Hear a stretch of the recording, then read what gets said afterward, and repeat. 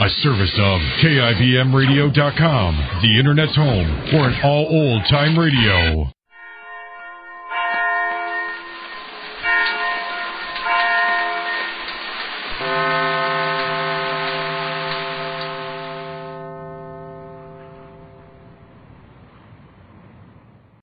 It's Duffy's Tavern, brought to you transcribed by the National Broadcasting Company with Charlie Cantor as Finnegan, Hazel Sherman as Miss Duffy, Fats Pichon at the piano, and starring Archie himself, Ed Gardner.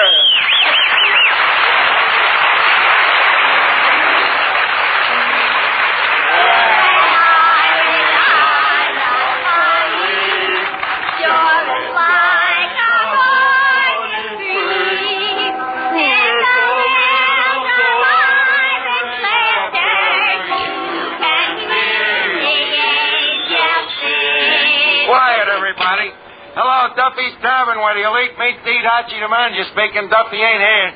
Oh, hello, Duffy. Huh? You what? Duffy, I can't believe it. After all these years, the stork? Holy cow. Was Mrs. Duffy surprised? No more than you was, huh? Well, how do you like that? I thought you folks were spending all your time watching television. Hey, Fats. Yeah? Guess what? Duffy took his wife to the Stork Club.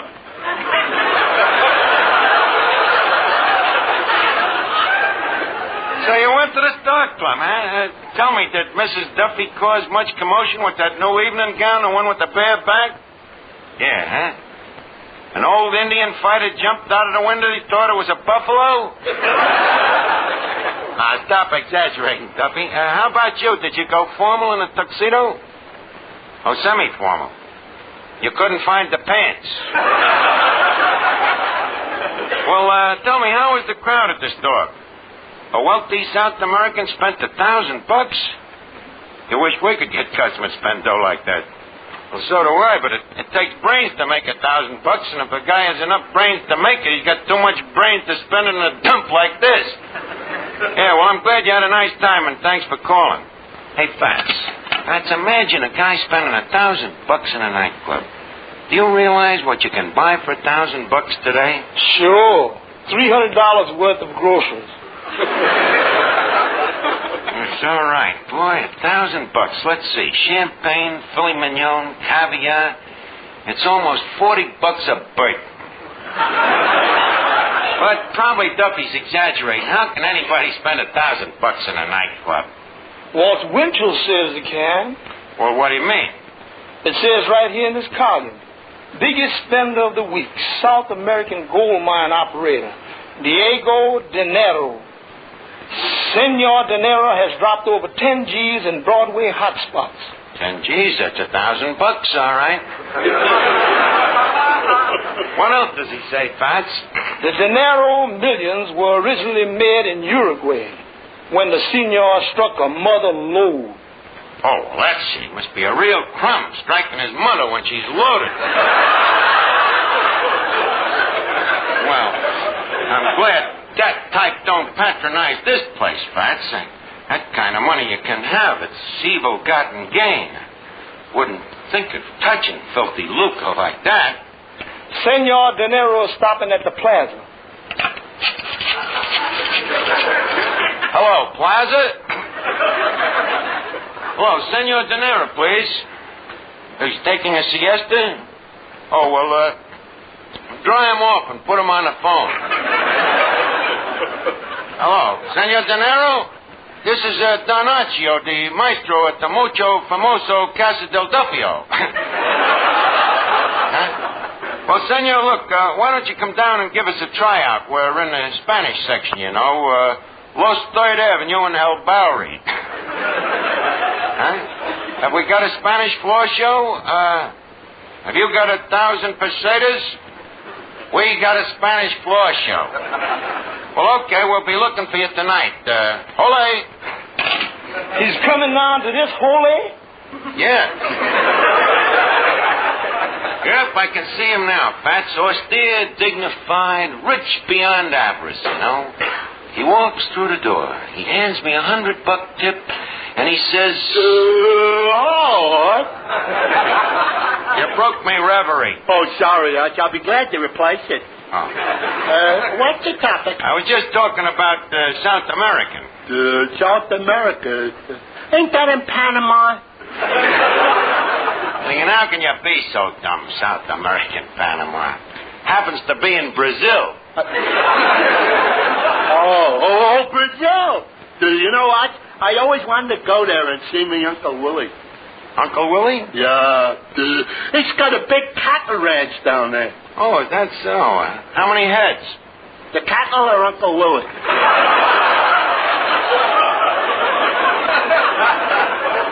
I'm talking about the cattle. Oh, he only has one head. How many heads is Uncle Willie? Including the cattle? Well, yeah, including the cattle. 3. You know what? I always wanted to go down there in one of them banana boats. You like South America, huh? No, I like bananas. Well, that's nice. Tell me, are you at all acquainted with South America? Well, frankly, Arch, I'd like to ask one little question about it. What? How did it start? Well, as I understand it, South America was founded by the early Spaniards, see, so that they could hold their revolutions in more peaceful surroundings. In fact, I think it was the first place in the new hemisphere where the Spanish flag flew. It flew there all the way from Spain? The wonderful thing about South America, though, Finnegan, is its music. Yeah? It's real beautiful, you know. You sit there in the moonlight, listening to the natives beat their maracas. Wait a minute, they beat their maracas? Yeah. Don't the dames ever slug them back? Now, maracas is a musical instrument. It's similar to a gourd. You know what a gourd is, don't you? Oh, of course. What is it? It's like the maracas.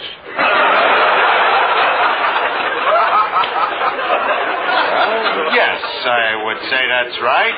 That gets beat up by the dames. No, Finnegan, historically speaking, you see, a gourd is an instrument that was formerly used by the natives. They used it for making tom-tom signals out of smoke. Now, these signals was okay when the wind was in the right direction, but when the wind was against them, they couldn't hear the gourd. Hence the expression, it's an ill wind that blows no good.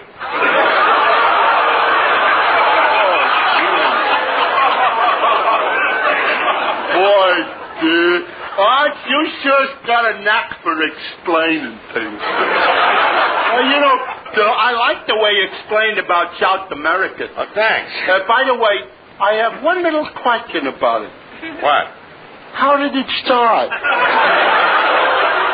It started as a nut on which a lot of little acorns grow. Now, get away from me before I throw a squirrel on you. Say, Archie. Oh, hello, Miss Duffy. Listen to this. Senor Dinero, you are welcome to the Duffy Tavern. Kiss me, my loved one. Kiss me. That ought to start something. A war with Spain. Now, you keep away from that Senor Dinero tonight. Why? Because I promised him a floor show, not a side show. Remember, he happens to be a South American millionaire. So what? So what's so important about a South American millionaire? I used to go with one. Who? J. Armstrong. The guy was a window washer. He washed windows at the Peruvian embassy. The Peruvian embassy's in Washington. Besides, how could a guy like that be a millionaire? On the side, he was making loans for the RFC. And you know what he's doing now? Yeah, he's sweating. Now, leave me be, Miss Duffy. I want to read the amusement section here. I got to find a senorita to entertain the senor. Oh, Granada, Granada, Granada, Granada. What a Spanish mackerel.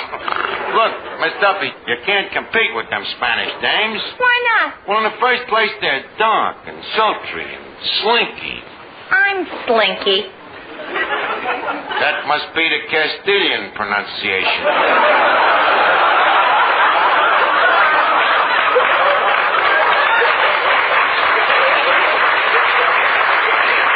Now, look ahead. You lay off this South American. Don't you be telling me what I can do around this place. And why not? Look, Archie, one little word to Papa, and you once again can become a CPA. A CPA? A chicken plucker's assistant. And I still don't see why I can't meet the senor. Well, hey, wait a minute. Look what it says here in the paper. New Latin American nightclub singer, a sensation in Manhattan. Josita Hernandez. Says here she's been in movies, too. That's the dame. I think I'll call her up and get her to come down here for Senor Dinero. But how are you going to find her? Are you kidding? Don't forget you're talking to the producer of The Man with My Face. With my motion picture contacts, I'll have it down here in 2 ticks on a lamb's tail. Hello, United Artists? This is Archie, the producer of The Man with... Hello?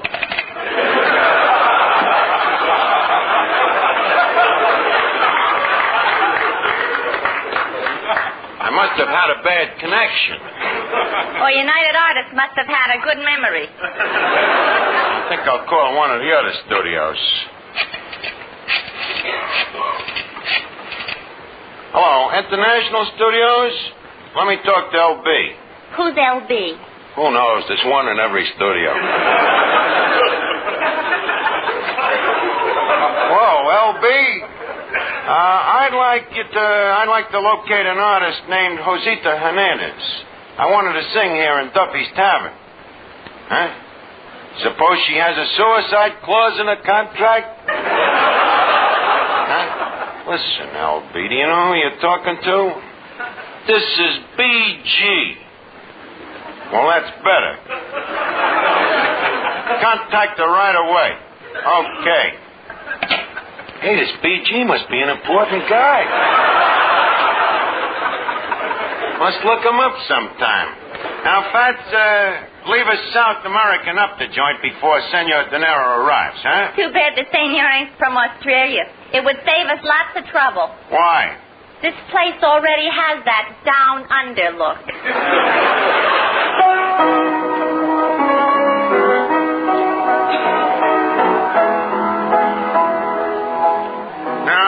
Let's see what else we can do to South American up the joint. Now, instead of corned beef and cabbage, we're serving cucarachas under glass.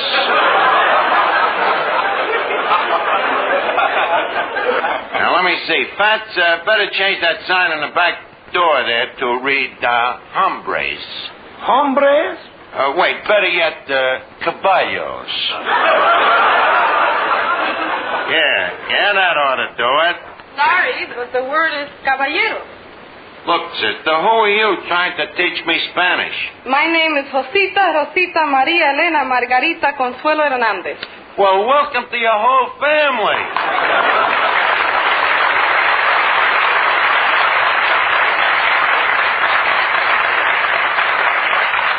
Let me look at you, honey. So you're Josita Hernandez. Yes.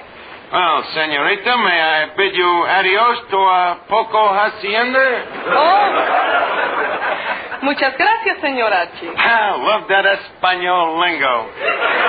Well, Josita, Plaza La Hatza La Gusta La Matza?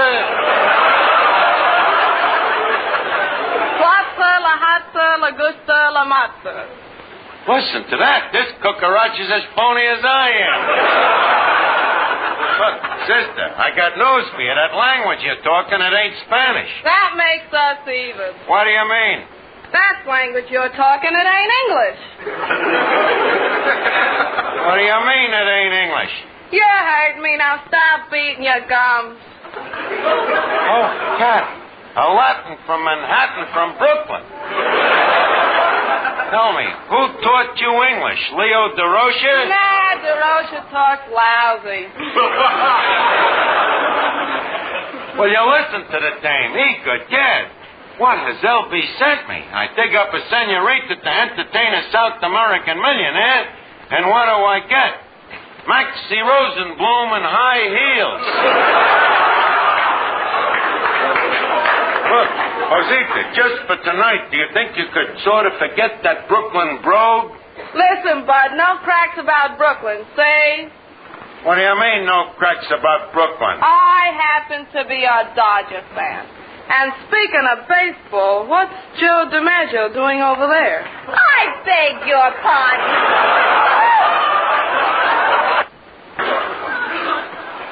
Now, Miss Hernandez, you've made a grave error. DiMaggio occasionally gets to first base.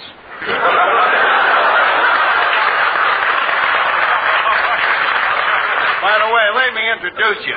Miss Duffy, this is Josita, who is charming, who is talented, who is beautiful. Josita, this is Miss Duffy, a 3-time loser. Ah, señorita, muchísimo gusto. Usted es muy graciosa, muy amable y muy agradable. Likewise, I'm sure. Miss Hernandez, I understand you've been in pictures. That's right. Can you act? I think so. Can you dance? Yes. Can you sing? Yes. Have you ever been investigated? No. What a lousy actress. Miss Duffy, this comes with ill grace from one who has been offered the lead in the female sequel to The Thing. Oh, yeah, well, it may interest you to know that I have exactly the same measurements as Betty Grable. You got the same measurements as Betty Grable. I certainly have. I read in a movie magazine what she measures around the waist, hips, chest, and leg. And I have the same measurements. Uh-huh. But in what order?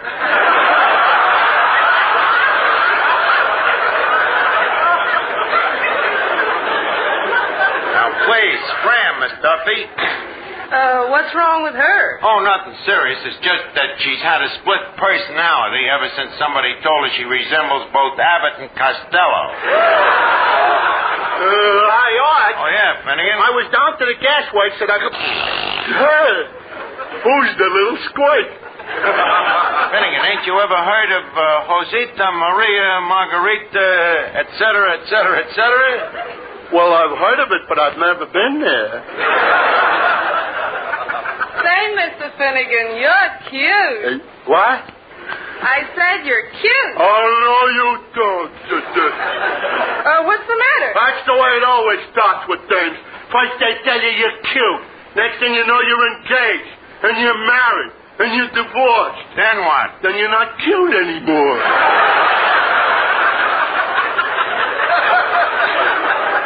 I'm sorry, Josita. You'll have to forgive Finnegan. You see, as a child, he had an unfortunate experience. They didn't leave him in the developing solution long enough. By the way, Miss Josita, you got a funny accent. Well, how come? Well, you see, my parents live in South America, but I was born in Brooklyn. Your parents live, and you was... It's amazing how you all got together. And again. Yeah. And again. Yeah. I hear them little voices calling you. Oh, coming. Cute little pixie. Now, look, Josita, leave us get down to business. You see, there's a rich South American guy coming down to Duffy's Tavern tonight, and while we run a nice, respectable establishment here, we'd like to clip him. So, I'm kind of counting on you to use a little essay on him, you know, and I don't mean South America. There's only one thing. Oh, yeah? What? The way you talk. What's the matter with the way I talk? That taxicab Castilian. Tonight, try to forget you from Brooklyn, will you, and stick to Spanish. Okay? How's this? Vamos a batear duro que tenemos que ganar el campeonato el año que viene. Oh, that's great. By the way, what's it mean? Get in there and fight, you bums. You gotta win next year. Oh, no.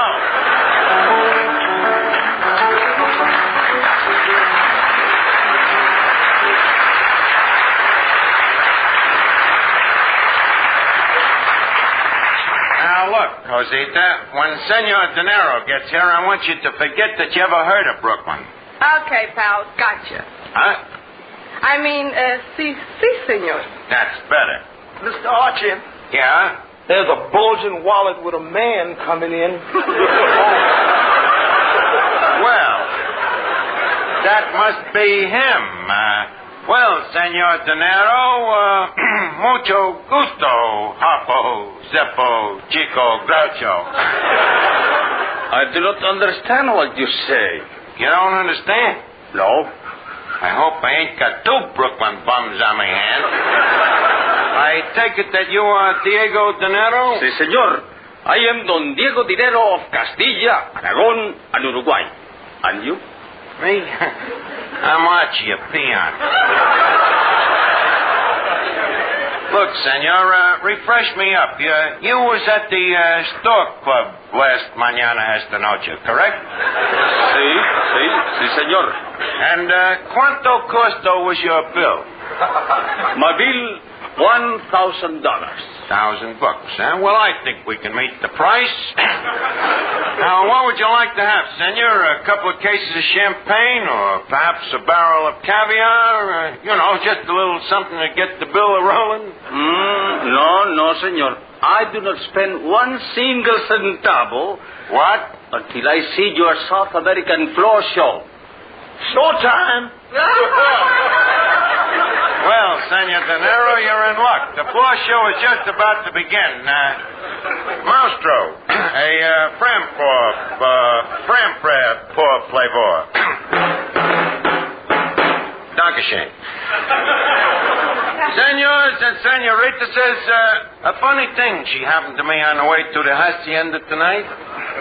I meet two senoritas, Polly and Molly. Polly, she don't like me. But Molly, she liked me.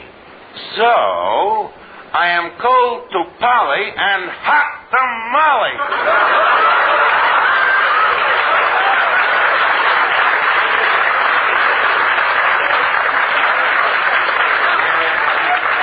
You get it, senors?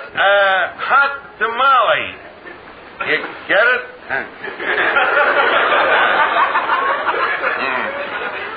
Laid an egg, huh? A whole Spanish omelet. Well, now to please Senor Dinero, we present that foreign favorite, that famous beauty from Brazil, Carmelita La Duffy. This is a beauty? Well, she had a rough time going through customs.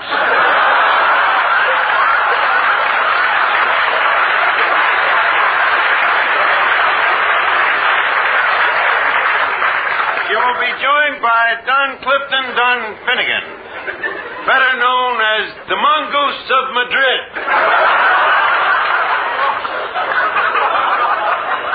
All right, leave it that wrong. Okay, muchachos. Uno, dos, cuatro.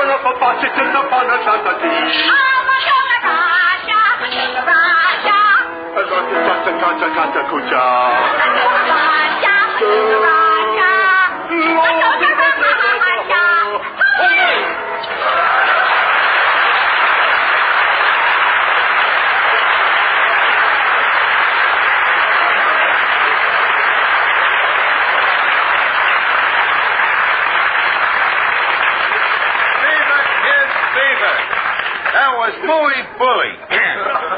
Well, Senor Dinero, mi good Spanish amigo, what do you have to say about that? Oy. Just a second. Are you inferring that our entertainment ain't South American? I am inferring that your entertainment ain't entertainment. Well, you just heard the peasants. We now give you our big piece of resistance. The Montevideo Margaret Truman, Josita Hernandez.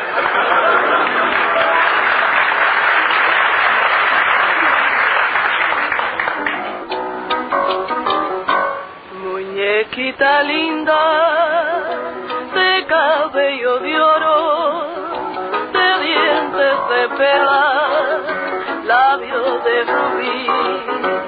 Ay, dime si me quieres, como yo te adoro, si de mí te acuerdas, como yo de ti.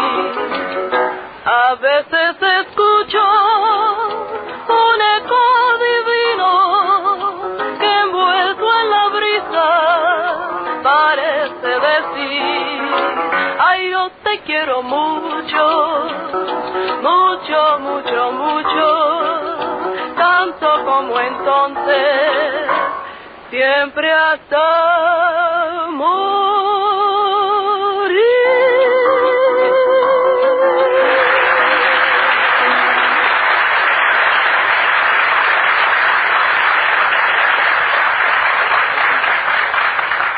Oh, that was great, Jose. Bravo, bravissimo, magnifico. Archie, I would like to meet this talented señorita. I thought that'd do it. Senor Dinero, meet up with Senorita Hernandez. A Landsmark. Señorita, es un gran placer. Un grandísimo placer. Press the flesh, bud. Easy. Senor Dinero, now that you like the show, how would you like to buy a dinner, or some champagne, or the Tavern? Later. Señorita, you sing beautifully. So much better than those stupid Americanos. Stupid Americanos. How would you like a punch in the nose? Josita, please. The champagne customer is always right. Look, senor, how about the $200 blue plate, or perhaps a nice $50 hot dog? Hot dogs? Hot dogs? Who eats hot dogs but crazy Americanos? Now look, you big lug. Josita, ex-nighty, the senator is perfectly correct. I agree. Eating hot dogs is simply abdominal. Of course. Hot dogs are only for people who go to baseball games. Morons. For $1,000, I suppose I gotta let him get away with it. You don't like baseball, eh, senor? Baseball. It is stupid. And the most stupid of all are those, how you call them, those Brooklyn bombs. That's it. Josita, stop. Put down that pop bottle. You can't slug a South American. It's against Truman's .4 policy.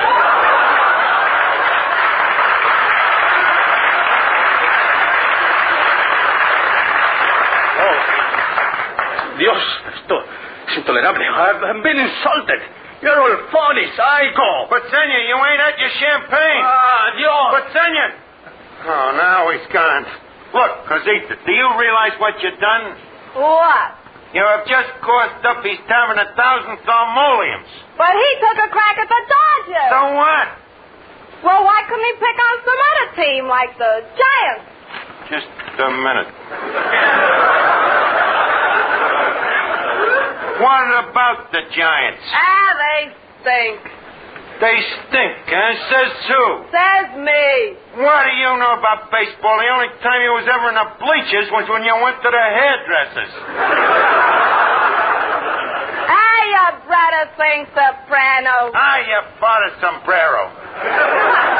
Fats, quick, throw this dame out of here before I malfeast her. And Fats, when you throw her out, do one thing for me, will you? What? Point it towards Ebbets Field.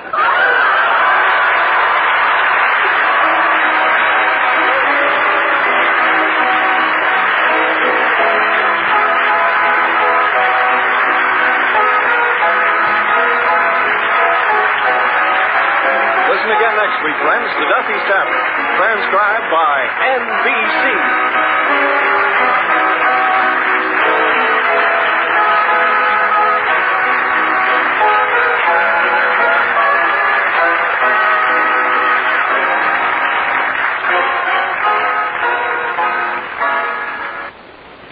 Money cannot produce one of the armed forces' most vital current needs, blood plasma. The need is great, and only you can answer it. Stay tuned for You Can't Take It With You on NBC. It's Duffy's Tavern, brought to you transcribed by the National Broadcasting Company, with Charlie Cantor as Finnegan, Hazel Sherman as Miss Duffy, Fats Pichon at the piano, and starring Archie himself, Ed Gardner.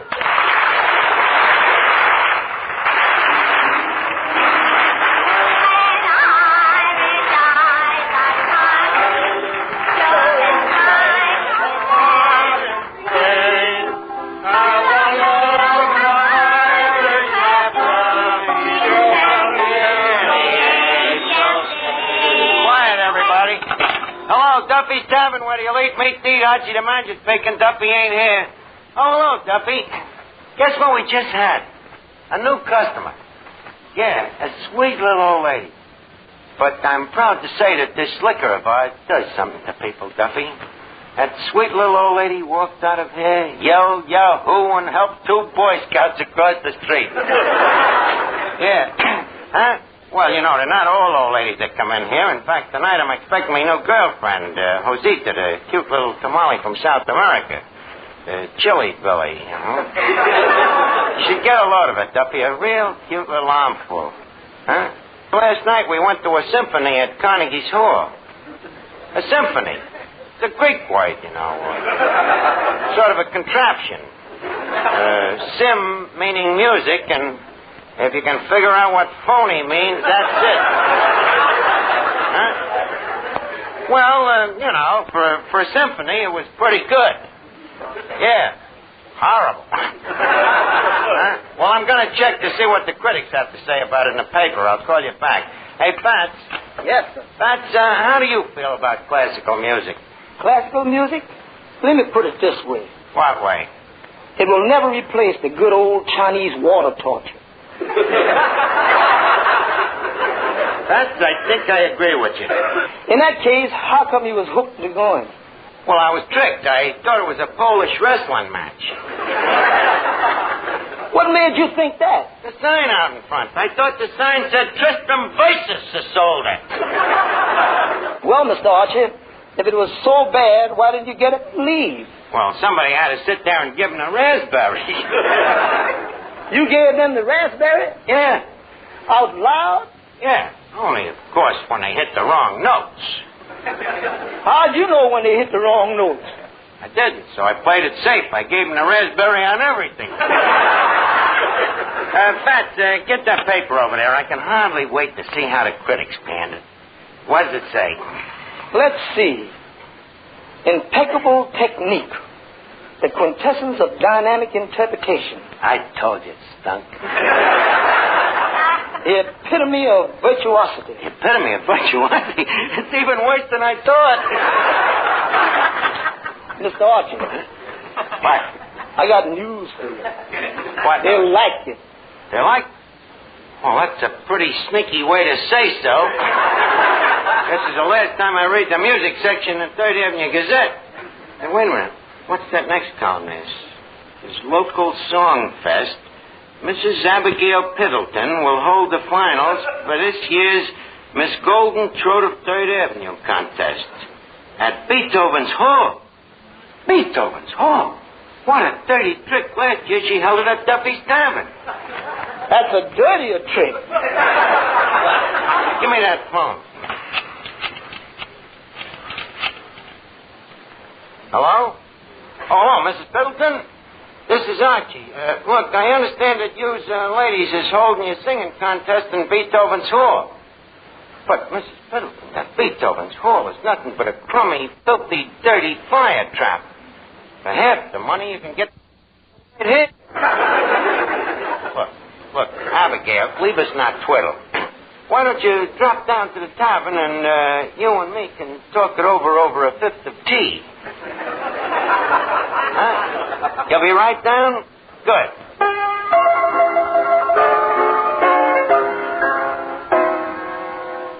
Well, Archie, my dear boy. Well, Mrs. Piddleton. Once again, we two disciples of culture meet on a sphere of rhapsodic affinity. Yep. Ain't it the nut? Now, look, Abigail, what's the idea of you dames throwing a singing contest at Beethoven's Hall instead of Duffy's Tavern? Well, Archie, for one thing, the singers seem to object to your acoustics. So what? We'll set traps. Now, what other objections is there? Well, to speak frankly, the atmosphere here is so unrefined. That's a stinking canard. The atmosphere ain't unrefined. Well, of course, I don't include you. Well, I hope not. With me, culture is a thing of long standing. It's a habit, you know, like with some people it's taking baths.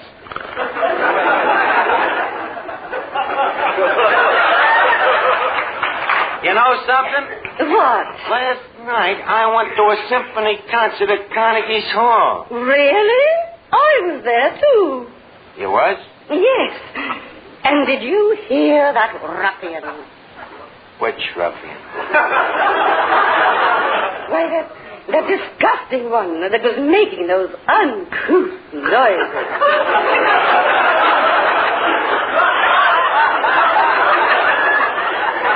Them raspberries?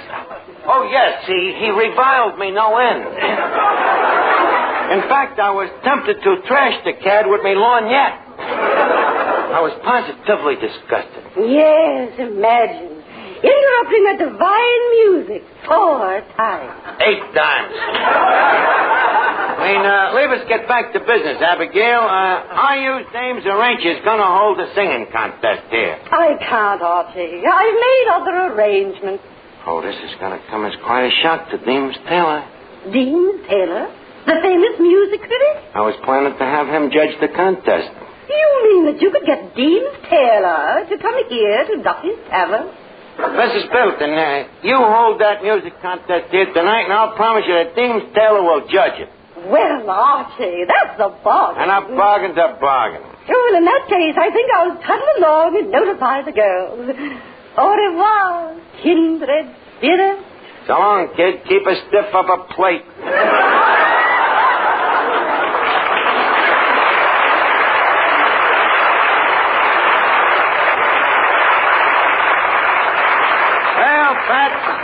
It looks like the tavern will be loaded with culture bugs tonight. And there's nothing buggier than a culture bug.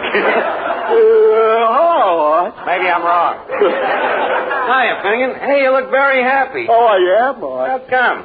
Well, I went to a psychiatrist. And that made you happy? Yeah. You know what he told me? What? He says, I don't have an inferiority complex at all. No inferiority complex? No. He says that in my case, I'm really inferior.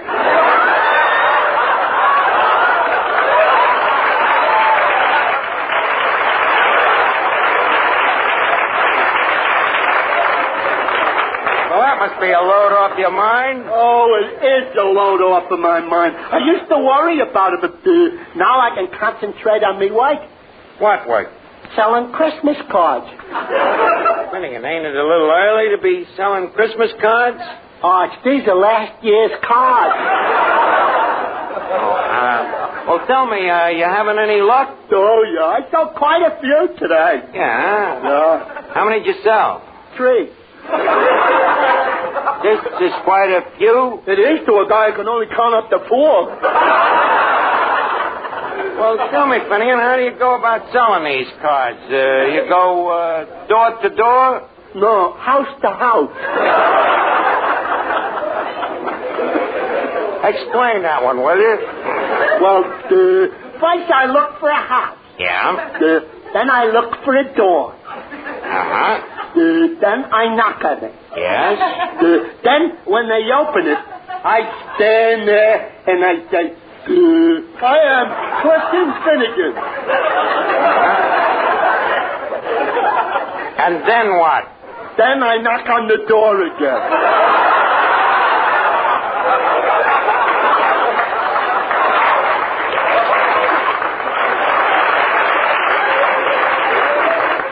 Finnegan, I'm afraid you're not using your head. Oh, no? What do you think I knock on the door with?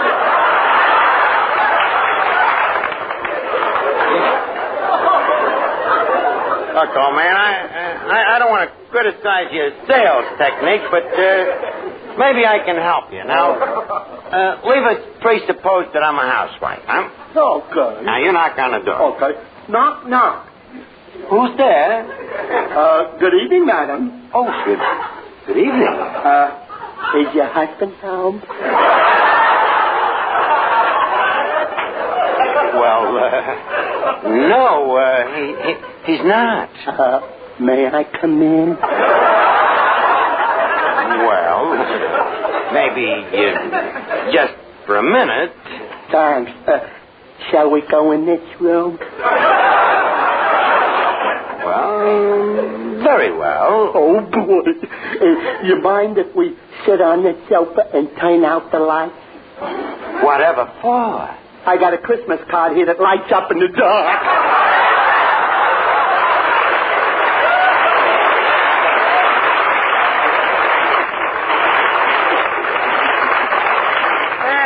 Finnegan, you got it all backwards. You mean I should find a dame that gets lit up in the dark? I think you better play a return match with that psychiatrist. Hey, Archie. Yeah, Miss Duffy. Have you heard the news? What news? I'm singing in the contest here tonight. Oh, that's nice. Which contest? The Amalgamated Hog Callers? No, Mrs. Tittleton's contest. Well, I wasn't too far off. Now, look, Miss Duffy, you stay out of that contest. I remember the last time you sang in public. They sent 15 tugboats into the harbor looking for the Queen Mary. Oh, is that so?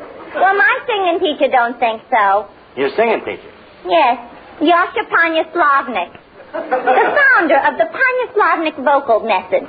The Panya-Slavnik vocal method? If you have 2 lungs and $4, he can teach you to sing. $4 is too much for that bum. Well, that's for his A method. Oh, his A method. Yes, his B method is only 50 cents. What's the difference? With the B method, his hearing aid is turned off. Poor musician. And this is the guy that coached you for the contest? Yes, and he has great confidence in me. He says I have the most powerful voice on 3rd Avenue. Powerful, huh? Yes. He says that Mrs. Fishbeck's voice broke his mirror, and that Mrs. Schultz's voice broke 3 of his windows.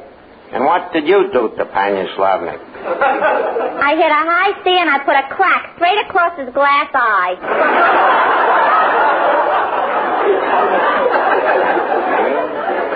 Well, Miss Duffy, you know, I always feel that true professional talent should be given a chance to express itself. Oh, well, that's sweet of you, Archie. Yes. Fats, play the piano, a solo. Papa will hear about this. They say into each early life, romance came. And into this heart of mine burned the flame. A flame that flickered one day and died away. Yes, it died away. Then with disillusion deep in your eyes, you soon learn that booze and love grow wise. The years have changed you somehow, I see now. Shame on you. Smoke and drink and never thinking of tomorrow. Nonchalant. Diamonds shining, wine and dining with some man. In a restaurant, tell me, is that all you really want? No. Sophisticated lady, I hope you missed the love that you had long, long ago. When nobody is nigh, you cry. Smoking, drinking, never thinking of tomorrow. alone. Diamonds shining, wine and dining with some man. In a restaurant, tell me, is that all you really want? No. Sophisticated lady, I know. You miss the love that you had long. And when nobody is nigh, you'll cry.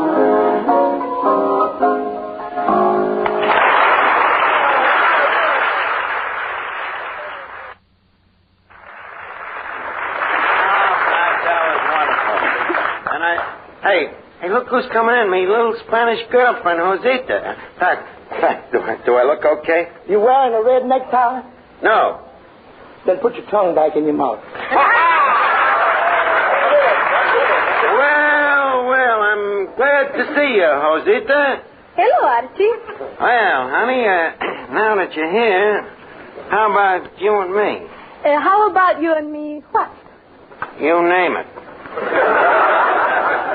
But where's my hospitality? May I offer you some food, drink, marriage? Archie, I am only interested in my career as a singer. Well, I'll tell you, Mrs. Piddleton's music club is holding a musical here tonight. A musical? Yeah, you know, a tug-of-war with tonsils. Honey, tell you what I'm going to do for you. I'm going to get you into that contest, and I'm sure the judge is going to pick you. Yeah, but how can you be sure? Because I'm going to pick the judge.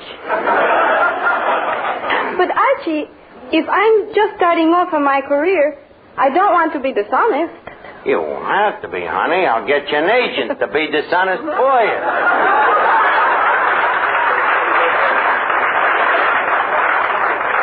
Now, let me see. I better call up the judge. Why? Well, I want to make sure the contest is fixed on a level.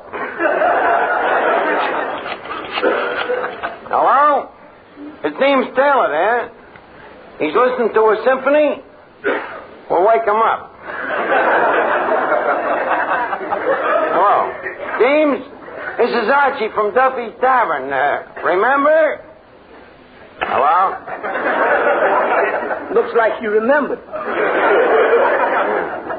Well, maybe I better dig up a dummy, Judge. All right.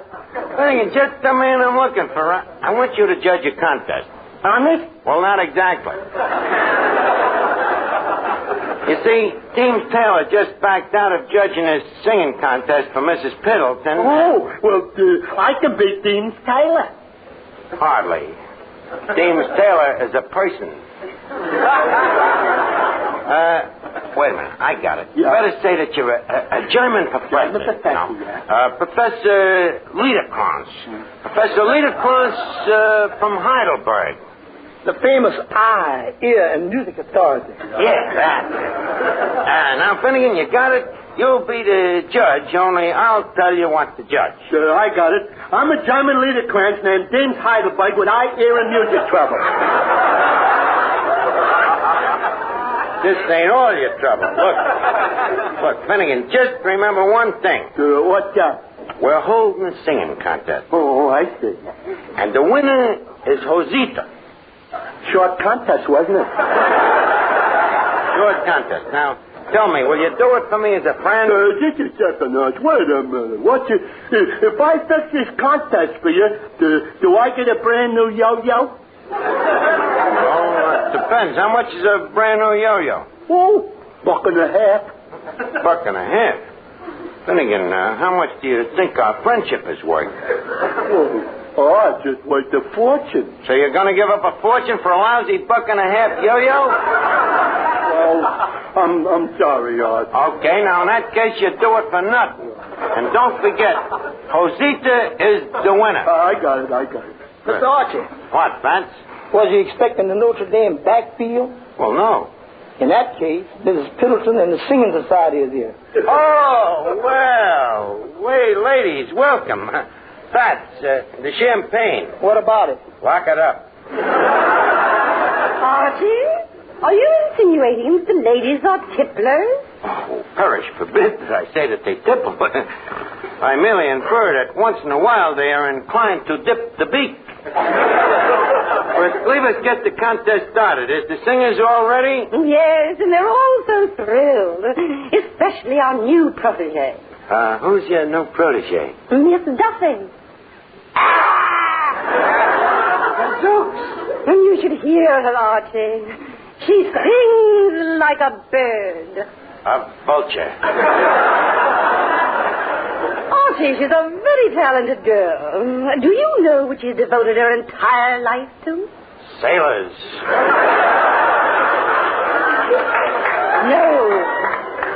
No, it's singing. She has a glorious voice. And, Archie, I wonder if you'd do me a favor. Yeah? You see, well, Miss Duffy is our favorite. And, Archie, come here. Yeah? Could the contest be fixed? What? I mean, could it be arranged? Are you suggesting arson? Well, Archie, I am taking a guess. How could you stoop so low? I'll have you know that I'm conducting an honest, legitimate contest, and I will brook no finagling. Besides, our honorable judge, Professor Liederkranz, will be shocked beyond reprisal. Professor Liederkranz? But you promised us Deems Taylor. Deems met with an accident. An accident? Yep, he was at a rehearsal and he got crushed between two sopranos. Archie. Now, Abigail, don't blow your wig. I got somebody better than Deems Taylor. Who? I'll have you meet him. Oh, Professor Liederkranz. Professor Liederkranz. Auf Wiedersehen. Was ist cooking?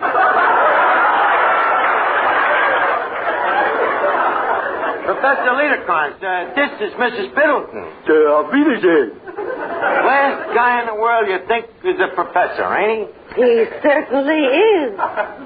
But he fooled you. I'll show you. Professor, what do you think is the trend in modern music? Gesundheit. Oh, well, there's two schools of thought on that. Archie, I would like to ask a question. Does it require an answer? Of course. Then we're in trouble. Herr Professor. Ja, mein Dummkopf.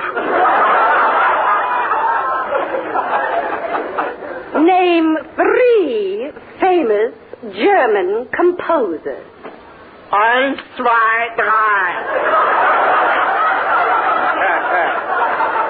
Archie. That's the trouble with music, Mrs. Piddleton. Too often we suffer from this language barrier. I have one more question. Professor, listen to this.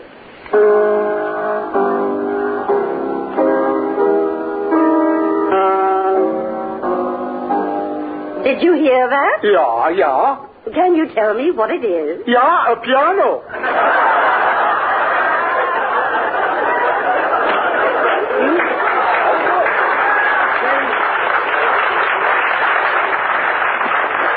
And you thought he was a phony. Now, come on, leave us start the contest here. Ladies of the Music Society, tonight, in these immoral halls, we clasp hands with the classics. They say that music hath charms to soothe the savage beasts. So I'm sure you ladies will have a good time. Thank you. And now, before I introduce the charming and lovely Josita, I would like to present the judge of this contest, Professor Liederkranz. The winner is Josita. Please, the contest ain't started yet. Oh, excuse me, please. Mrs. Piddleton, outside of Josita and Miss Duffy, how many singers do we have to listen to? 7. 7? That's mixed me a bromo, just in case.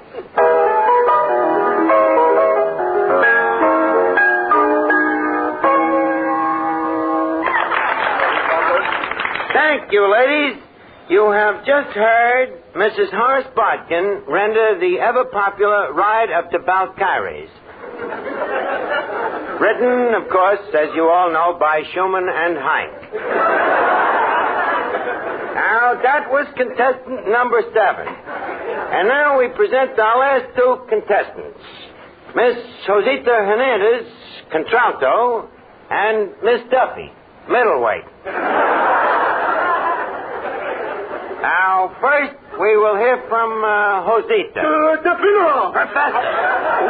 Please, leave her sing first, and then we pick her. Go ahead, Josita. Chill, chill, chill, chill. Chill, chill, chill, canta, canta, pajarito, que tu cantar me alegra el corazón.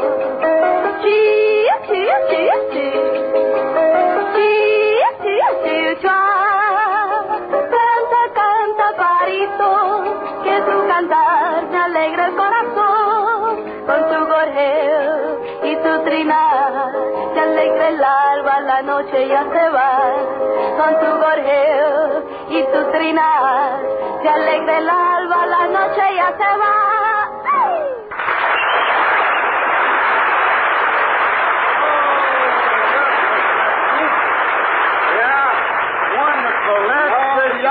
Terrific. The winner is not Yes, Finnegan. Well, Mrs. Pilton, shall we barter with the last contestant, or do you want to call it quits? Archie, I demand that Miss Duffy be given a chance to compete. All right, it might be good for laughs.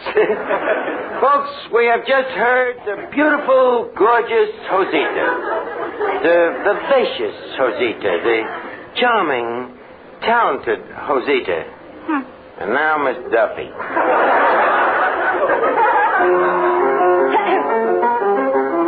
Hello, dear the gentleman, weary of breath, from his moist cabinet, smoke up and wakes morning from their very breath, the chest, the dawn.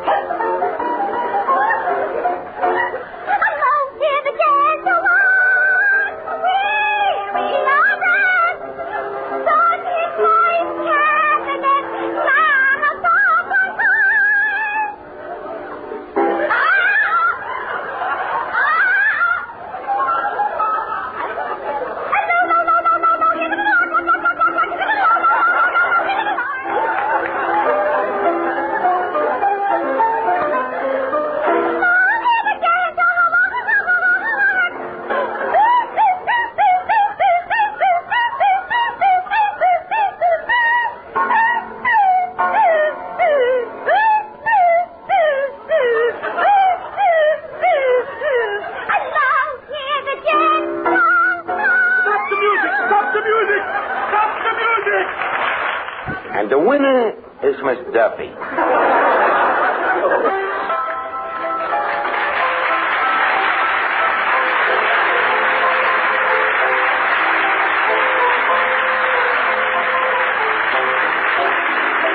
Again next week, friends, to Duffy's Tavern, transcribed by NBC.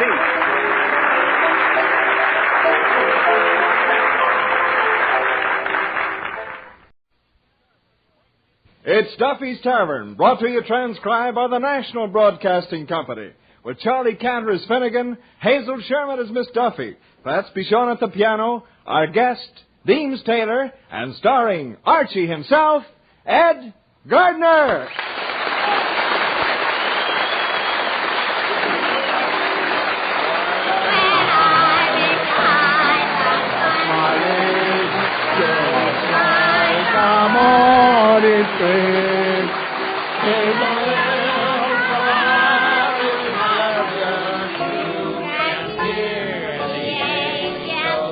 Quiet, everybody. Hello, Duffy's Tavern, where the elite meet to eat. Archie, the manager, speaking. Duffy ain't here. Oh, hello, Duffy. I guess who's coming down tonight? The man who made musical criticism a household word.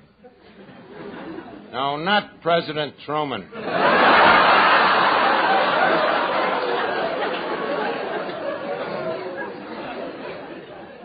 That was no household word. No, it's Deems Taylor. Deems. like in Deems, Dem, and Does. You never heard of him. But Duffy's an institution. Deems is to American music what au gratin is to cheese. Look, Duffy, remember when we used to turn on the radio and listen to them dull concerts, Well, he's the guy that used to liven them up with that dull talk. That's the guy, from the Philharmonica. It was his job to kind of blab about what was going on the stage, sort of a combination stool pigeon and peeping Tom. Huh? Oh, yes, very distinguished, austere and dignified, and aristocratic, bald-headed. Kid, bald as a bat. He's the only actor on television that can get away with showing more flesh than Dagmar.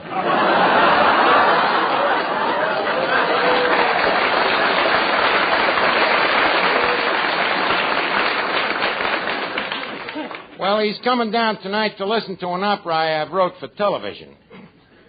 Look, Duffy, a crude, vulgar sound like that don't make you no Deems Taylor.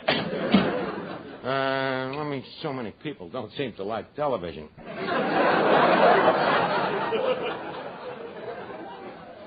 Well, let's see here. I better check this opera to see if I made any mistakes.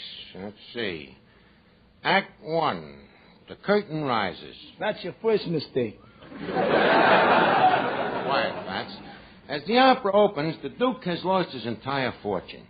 As he comes home from his mother's funeral, he learns that his son has been run over by a beer truck. So, racked with fever and malaria, he walks into his house, and he finds his wife in the arms of his best friend. So, turning to the audience, he stabs himself with his dagger as he sings, "Oh, What a Beautiful Morning."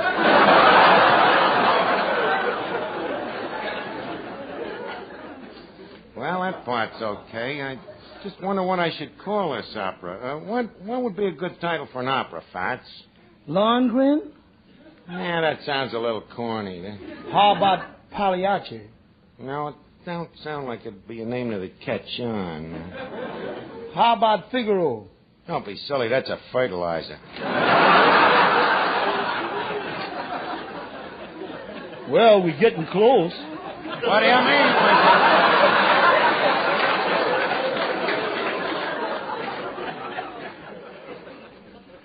Don't mind, when I want lousy criticism, I'll ask Deems Taylor for it. Who's Deems Taylor? Who is Deems Taylor? He only happens to be such a big name in the music world, he has his own key to the washroom at the Met. That's one guy that knows everything there is to know about music. Yeah? Then why ain't he got his own band? Well, Fats, he's a critic. The guy ain't got no talent himself. He's just an authority. He tells other people what's wrong with them, He can take any opera, say like Tannenbaum, He can tell you exactly how many notes there is on page 16. Suppose nobody asks him.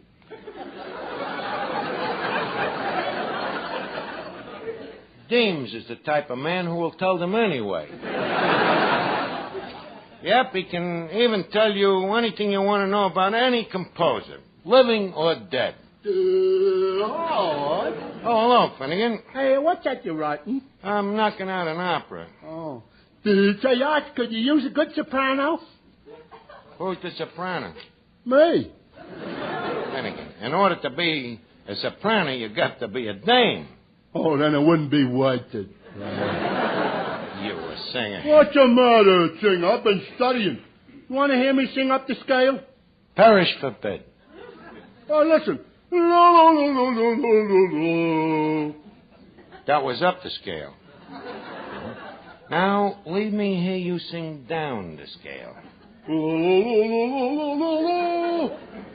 Well, his voice ain't bad, but he's got a horrible sense of direction. Well, Art, you can't have everything. Look, who learned you to sing like that anyhow, Miss Duffy? No, it wasn't Miss Duffy. I learned it from listening to the birds. To the birds? Exactly. Birds can sing better than anybody. birds can sing. What are you talking? People can sing rings around birds anytime. Oh, yeah? Oh, yeah. Take Lily Pond. She can hit an F above a high C. While balancing herself on a telephone wire?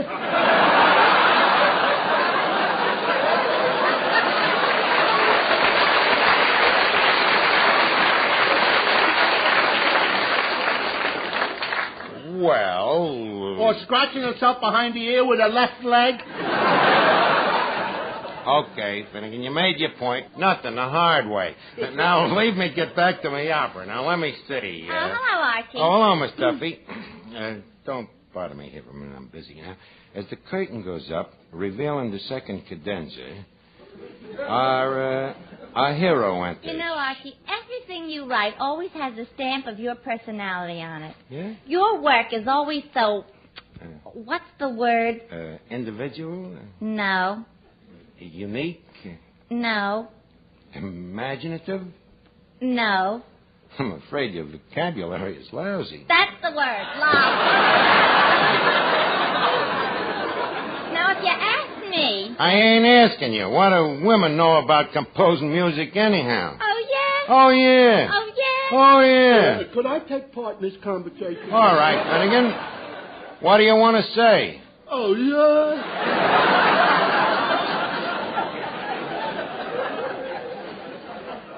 Well, that throws a different light on it. Miss Duffy, I defy you if you can name me one great woman composer who was a member of the female sex. A great woman composer? Joan Sebastian Bach. Well, her, yeah, but...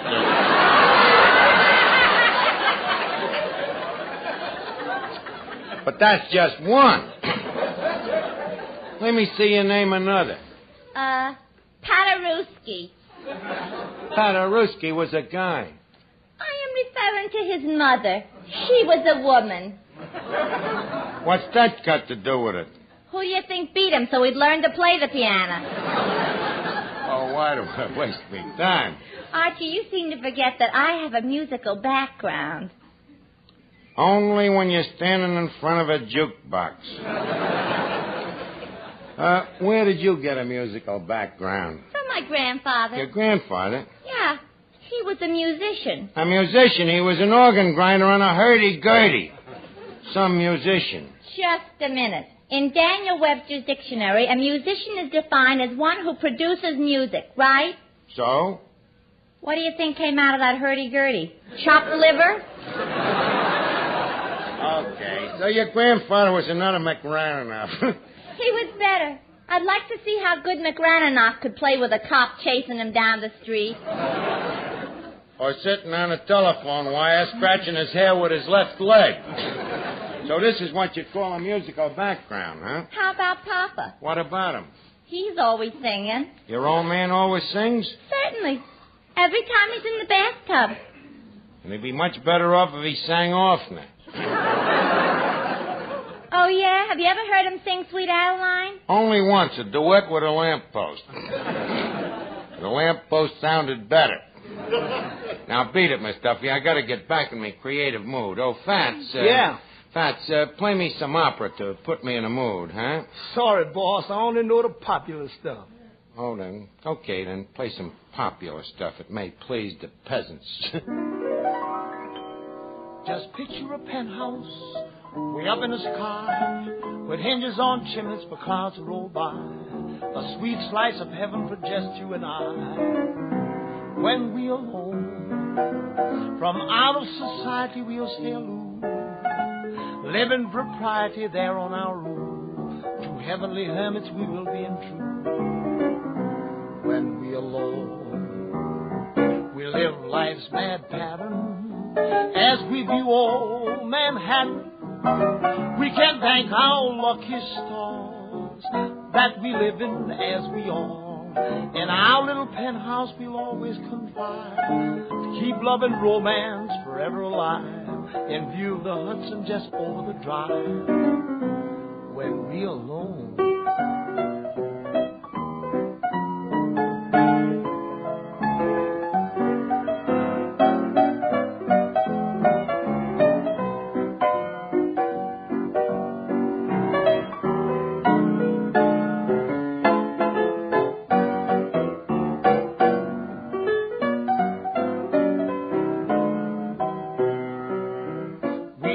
this mad pattern. As we view old Manhattan, we can thank our lucky stars that we live in as we are. In our little penthouse we'll always contrive to keep love and romance forever alive. In view of the Hudson just over the drive, when we alone.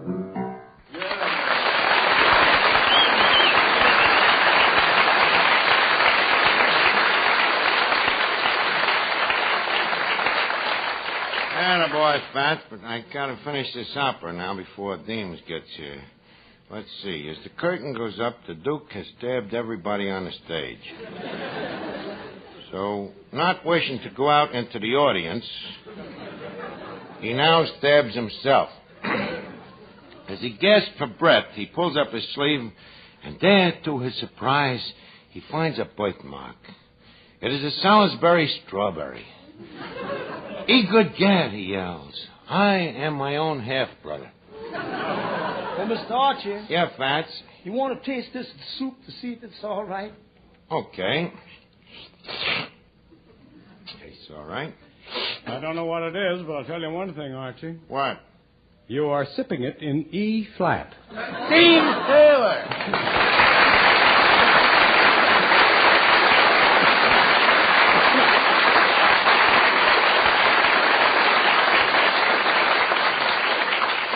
Well, Deems, glad to see you back at the tavern again. How does the whole place look to you? Well, now I know how Orpheus felt in Hades.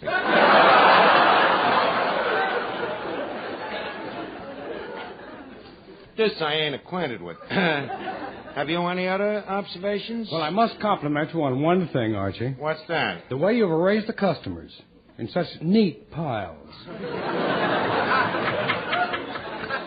I suppose you're used to the Metropolitan where they sleep sitting up.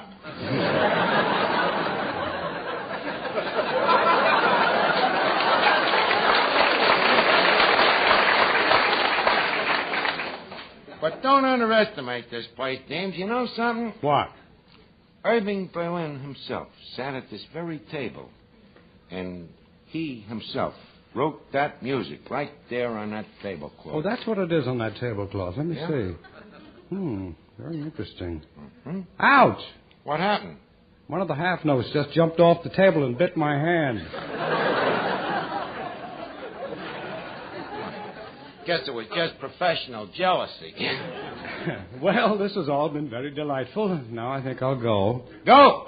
But you just got here. Can you think of a better time? But we ain't even chit-chatted, Deems. Tell me, what you been doing? You been working on FM? FM? Yeah, television. You should be great on it, huh?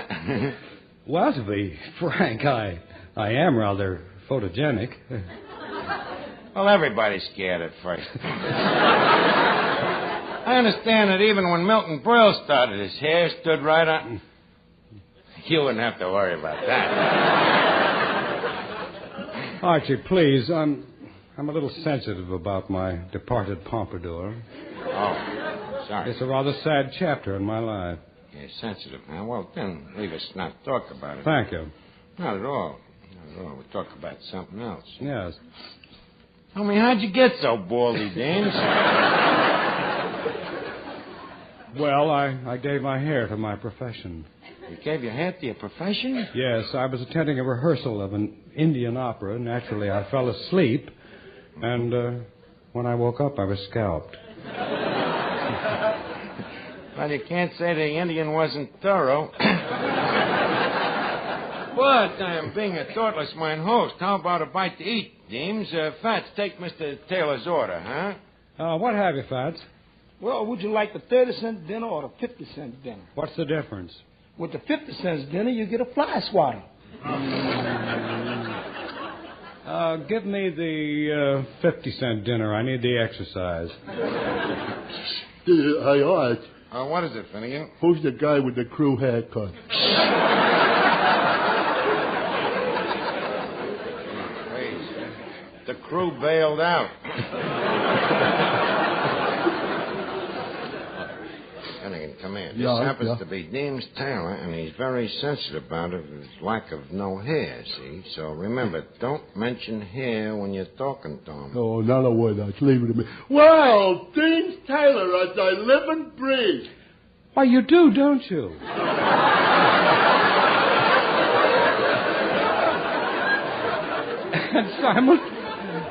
And simultaneously, too. Hey, Art, is it okay to talk to the guy? Yeah, only remember what I told you. I got you. A nice day today, ain't it? Certainly is. My, but you're looking well. Why, thank you. Tell me, who does your scalp? What's the matter? Did I let it slip? Talk to the guy about something else. Talk about music. Oh, okay, music. Say, Mr. Taylor, why do I always get you confused with Spike Jones? Because you're a jerk. Oh, that's it. I couldn't quite put my finger on it. Now, Archie, you're much too intolerant. Finnegan has to be treated with understanding and patience. Finnegan, my friend. Yeah? Spike Jones is an exponent of jazz and musical burlesque. Oh. While I, on the other hand, am what they call a long hair. What'd you do, leave it home?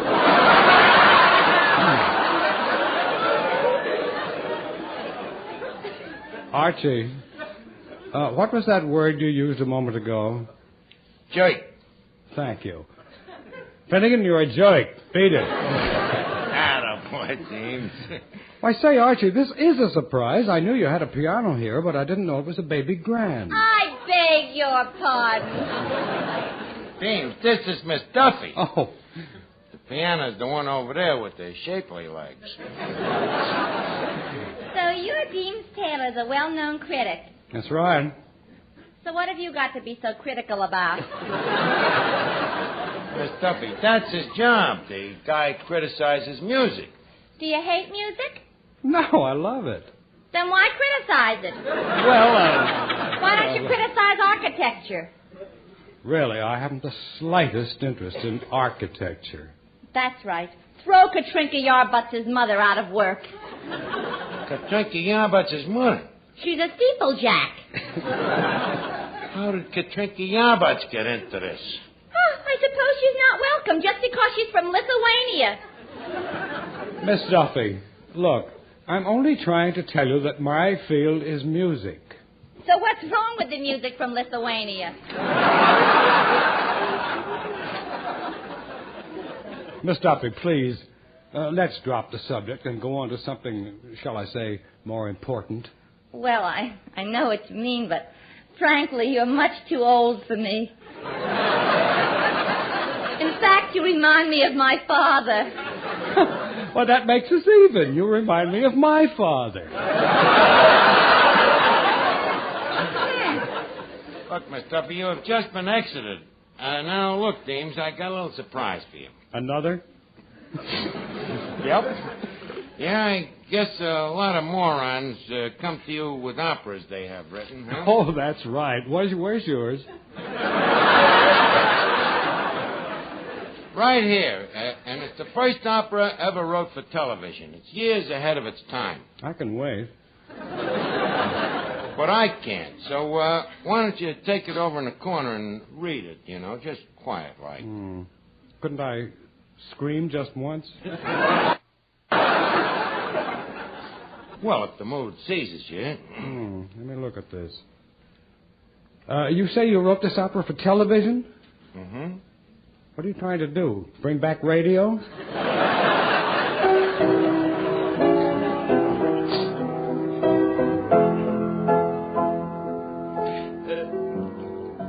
Say, Archie. Yeah, Deems. It says here on the opera, written by Archini. Is that you?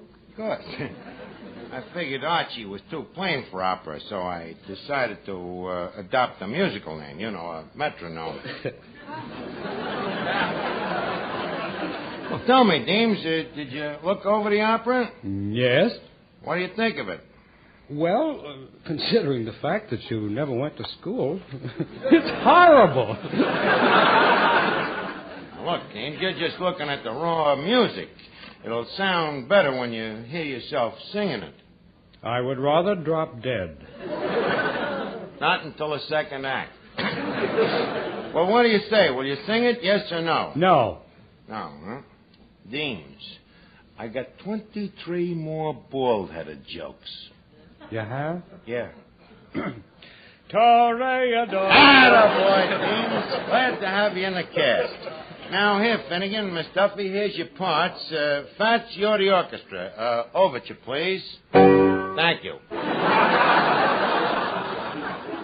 Ladies and gents, I am honored to present a new opera wrote by my esteemed self. This opera tells the story of an ancient and royal Italian family named the Pastos and their enemies, the Antipastos.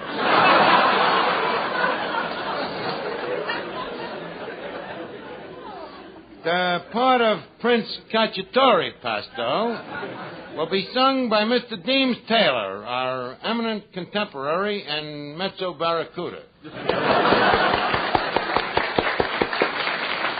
you. Now, the part of his sweetheart, Princess Vermicelli Antipasto, will be sung by the well-known lyric falsetto and popular cashier and girl after men about town, Miss Duffy. Thank you. And now the house lights dim and the curtain rises on the first libretto. Oh, Cacciatore, how can I live without you? Oh, Vermicelli, I'm so mad about you. Oh, Moon. Oh, June. Egad. Boy, is this bad. Please, Mr. Taylor. Tonight, you are not a critic. You are merely a broken-down opera singer. Oh, I'm sorry. Granted.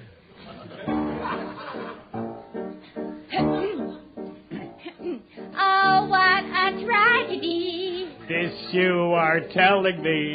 Dear, shall we laugh or cry? You laugh and I will cry. Ha, ha, ha, ho, ho. Ho, ho, ho, ho, ho. Ha, ha, ha. Ho, ho, ho. Some tragedy.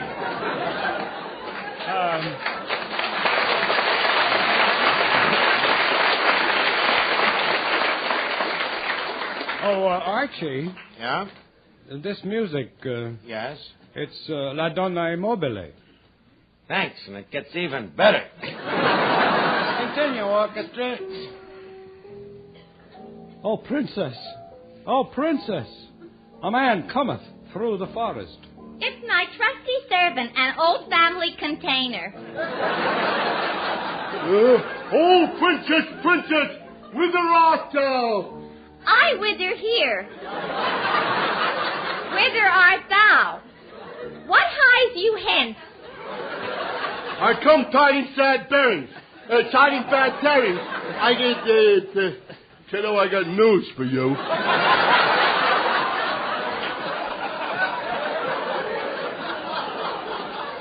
Princess, your old man, the Baron Gorgonzola Antipasto, approaches forthwith.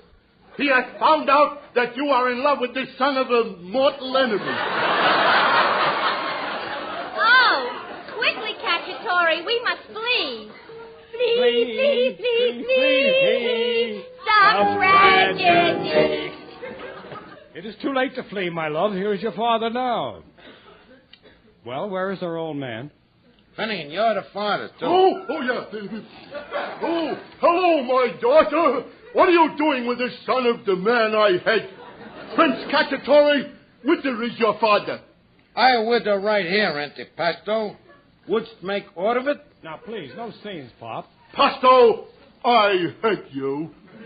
And I hate you. Oh, I hate you. And I hate you. I hate you more than you hate me. Oh, no, you don't. Oh, yes, I do. We hate each other with a love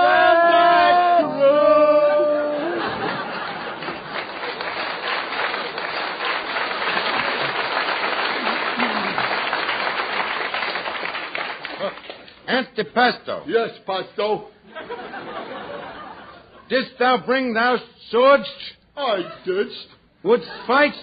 What's?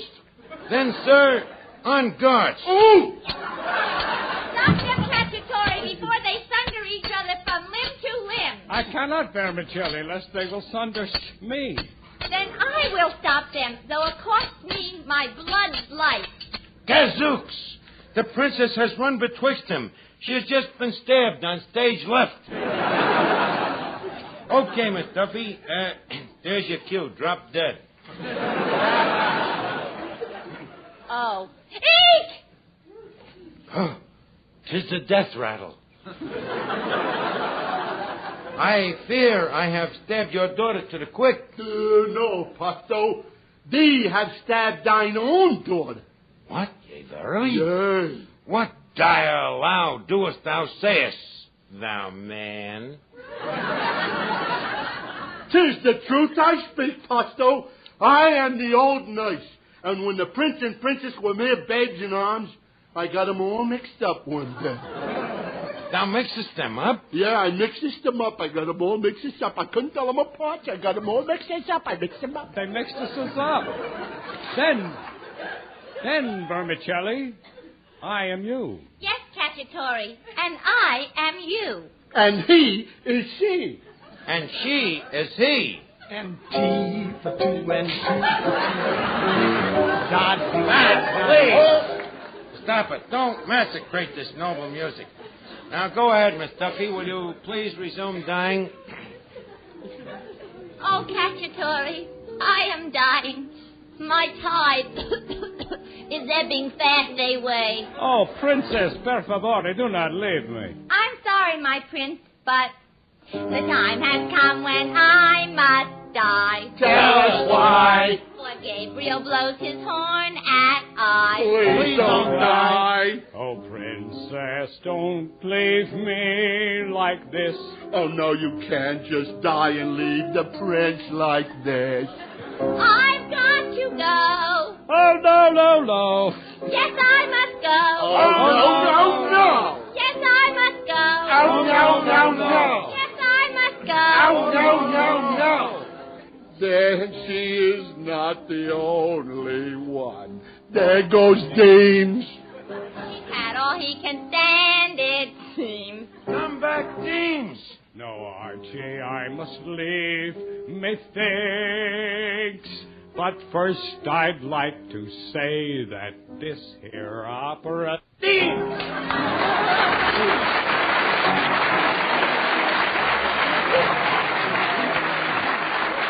Listen again next week, friends, to Duffy's Tavern, transcribed by NBC.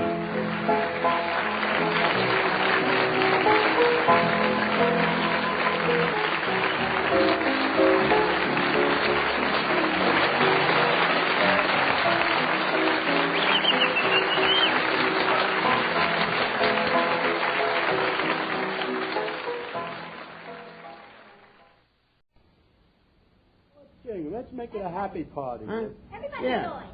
Everybody sing. Let's have a good time. Come on. Well, I tried the smiling, sure it's like the morning spring in the lilt of Irish laughter. You can hear me. Quiet, everybody. Hello, Duffy's Tavern, where the elite meat eat. Archie the manager speaking. Duffy ain't here. Oh, hello, Duffy. What's new? Nothing much. Messenger just brought a package from that weight-reducing place. You know, the one that's been trying to take that blubber off your fat wife. No, there's no message. Just a white flag. What else is new? Well, you know Mrs. Piddleton. Well, Abigail is now worth $100,000, thanks to Italy. Her third husband fell into Vesuvius. Am I going to console her? Better than that, Duffy. I'm going to marry her. Why? I got a lot of reasons. 100,000 of them. Okay, so she ain't got legs like Betty Grable. She ain't even got legs like Harry James. Look. For $100,000, I'll be in a position to gamble that long skirts come back. Huh? What'd you say about Mrs. Piddleton? She's got a face that would what? Duffy, on behalf of my future wife, I resent that. The idea. A face that'd stop a sundial. Maybe it wouldn't stop it, but it'd sure slow it down. Oh, yeah? I'll brook no more of these slurs on Mrs. Piddleton's ugly face, Miss Duffy. In a short time, I'm going to be making love to her, and I'm trying to get in the mood. And it ain't easy. Why don't you go practice over there? Practice? What do you mean? Rub noses with the moose head. Rub nose with it. That's a ridiculous comparison. Look at that moose head. Look at that long nose. Them bulging eyes. Them protruding teeth. Darling! My, what some men won't do for $100,000. It ain't the $100,000. It's the principle of the thing. Do the same thing for $500. Besides, it might not be too bad. At least Abigail is sophisticated. You got to say one thing: she knows plenty about this world. She ought to. She's been on it long enough. Archie, you ought to be ashamed. What do you mean? Marrying for money. Can you think of a better reason? How about love? I love money.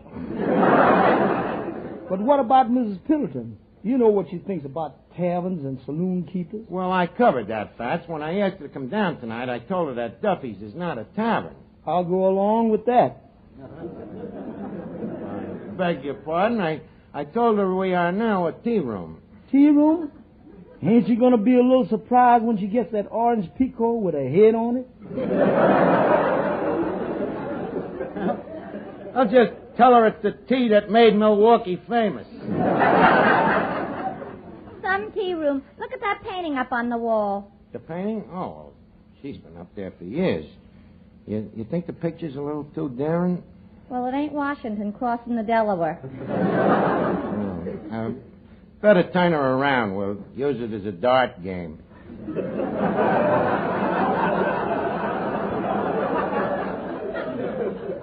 Now, what else can we do to tea room up the joint? Oh, how about going down to the antique shop and picking up a spinning wheel? Miss Duffy, there will be no gambling.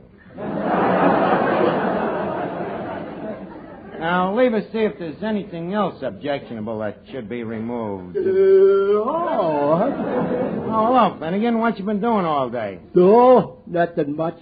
Just sitting around in Cavendish's undertaking parlor. Oh. Wasn't you taking a chance? No, I kept moving me arms around. So, nobody brought up the question. Oh. Nice atmosphere over there. Yeah, huh? Yeah. At least there's somebody to talk to. Who? Cavendish? No.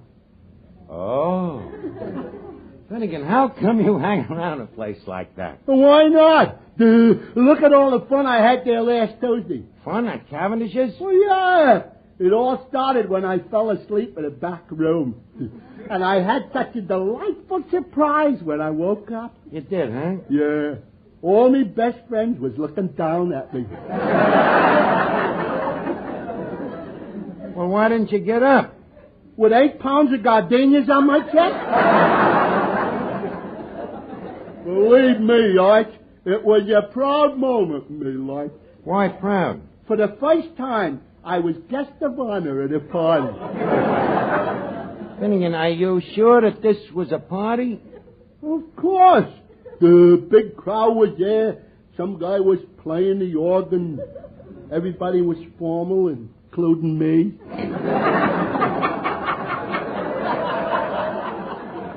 And boy, you should have heard the compliments I received. Yeah, huh? What kind of compliments? Well, as they walked by, everybody said I never looked better in my life.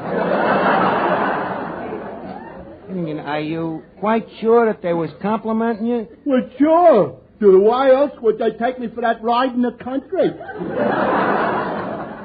You had a nice ride, huh? Oh, yeah. Only when we got to the picnic grounds, the party started getting a little rough.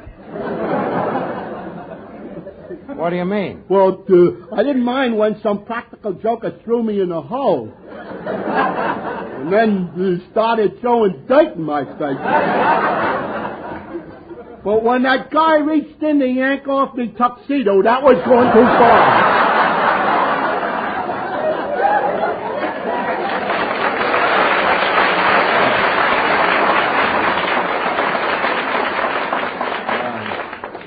So what did you do? What did I do? I sat right up and I yelled out, "Stop that! I am Clifton Finnegan." What did they do? They started throwing dirt in my face again. Finnegan, why don't you go over in the corner and play alive? Oh, okay. Hey, fellas, wait for me! Oh, no. Hey, that must be Mrs. Piddleton. Hello, Duffy's tea room. Mistress Archer speaking. Got it out. Hello, it's you, Mrs. Piddleton. Look, Abigail, my love, why ain't you here? You're about to take your beauty sleep? Look, you think we got that much time?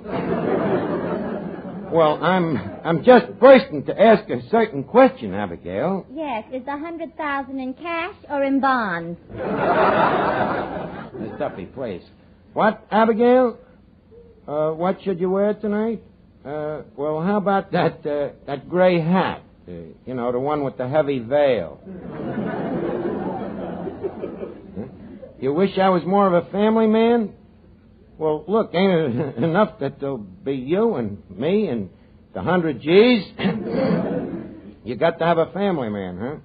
Well, I'll tell you what, Pitty. Stick on a bustle and come on down. We'll talk things over.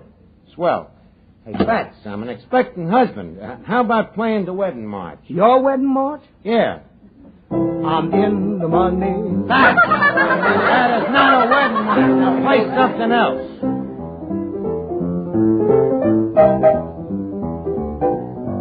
Down in Louisiana, there's a boy who plays the piano, plays it like you never heard before.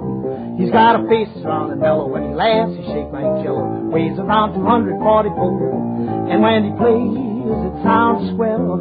They stand around and beat their feet and clap their hands and yell, "Brother Fats, play me a tune, Brother Fats. Play it real soon. Play it like you never ever played it before. Take it from the intro and then play it once more, Brother Fats, Brother Fats. Play that melody. Play it on the bottom. Play it on the top. Play it in the middle. Don't you ever stop. I want to hear those big hand pound anytime that I'm around.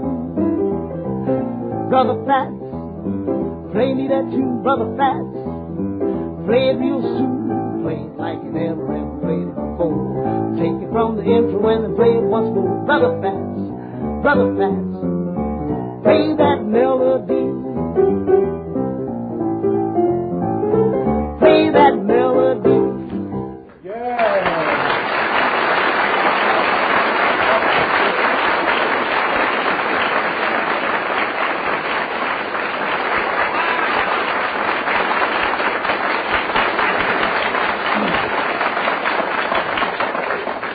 Fats, that was great. I think I'll let you play at my wedding. Is there any money in it? There is for me. Mr. Archie, you know there ain't going to be no wedding. Why not? You heard what Miss Piddleton said on the phone. She's looking for an old, substantial family type. Well, I've always been a home-loving man. Yeah, but who were you home-loving? Miss Duffy, despite what some people infer, I can quite often be found dabbling around in the kitchen. Only because you take your bath in the sink. Yeah, but when I'm taking a bath, I'm still washing dishes. Anyway, what makes you such an authority on family life? Because Papa set such a wonderful example. Every night he comes home, flings open the door, and then you know what he does? Falls flat on his face. I'm not speaking of holidays. He calls out to Mama, "Where is my fat angel?" Huh? He calls her angel, huh? Yeah. That's probably just wishful thinking. That's your opinion. But after all these years, Papa says Mama is the most beautiful woman in the world and that he wouldn't give up a single acre. Oh, they were certainly made for each other. Yeah, hands just fit perfect around his throat. Archie, they haven't had a fight in years. Oh, occasionally they may quarrel over something like, say, pipe smoking in the living room. So Mama gives in. She smokes on the back porch.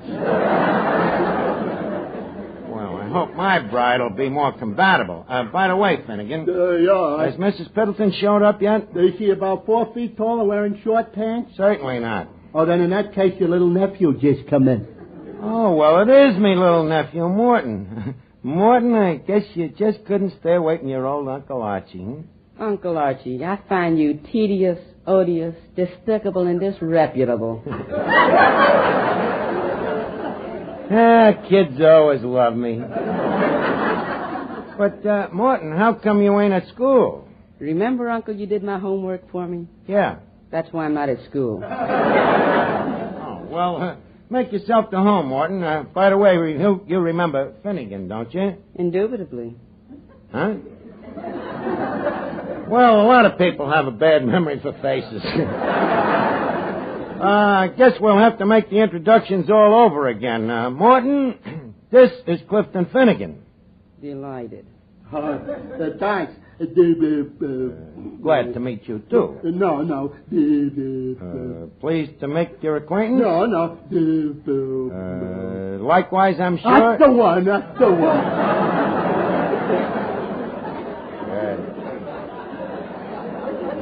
You two ought to get along great together. What do you think of Mr. Finnegan, Morton? Well, as Professor Hooton of Harvard would say, he's probably of human origin.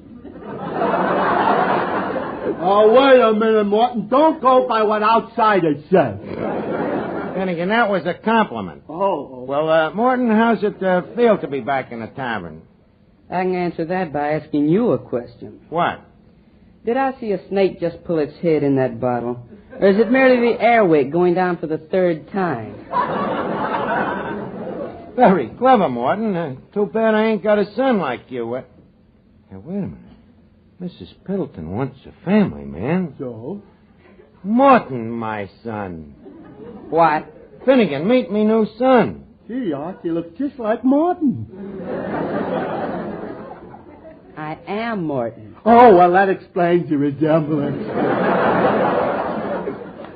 Uncle Archie, you mean I'm to help foster this delusion by impersonating your offspring? I ain't asking you to do that. I'm just asking you to call me Pop.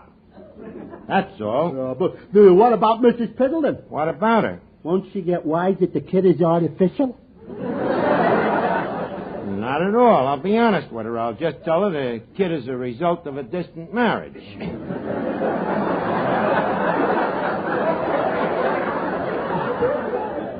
Well, Morton, what do you say? Would you like me for a father?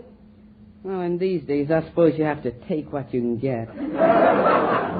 Look, Morton, don't think of it as gaining a father. Think of it as losing an uncle. Well, now that makes it a little more attractive. I knew you'd see it my way, kid. Okay, Morton, you're now me new son. What price heredity?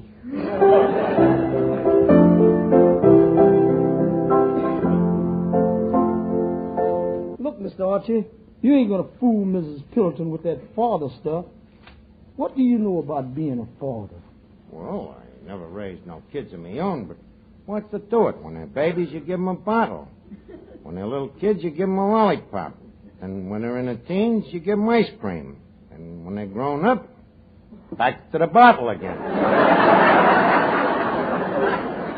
Hey, Archie, dame is just coming through the door. Sideways? Yeah. That must be Mrs. Piddleton. Fats. Yeah. Kindly announce Mrs. Piddleton. Okay.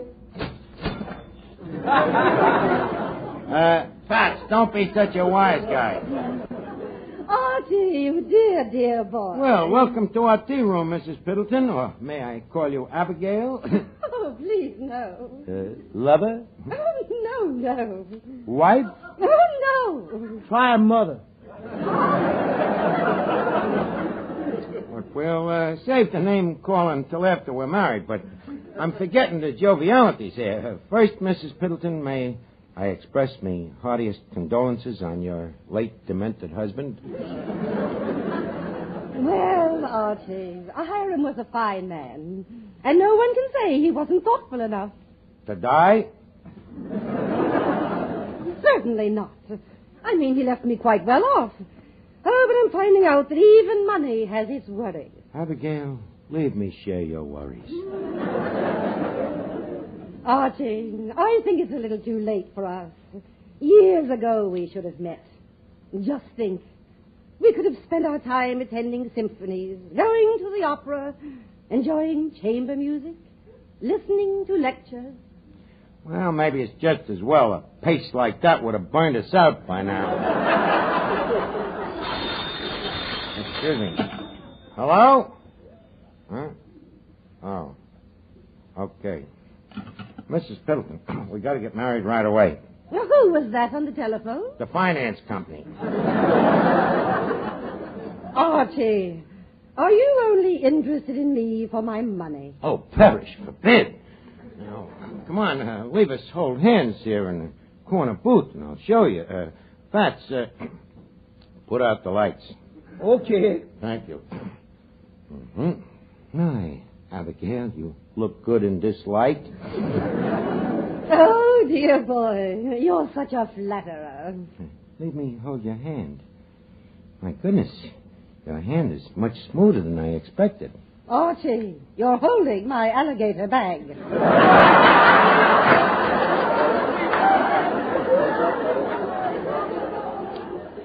Sorry.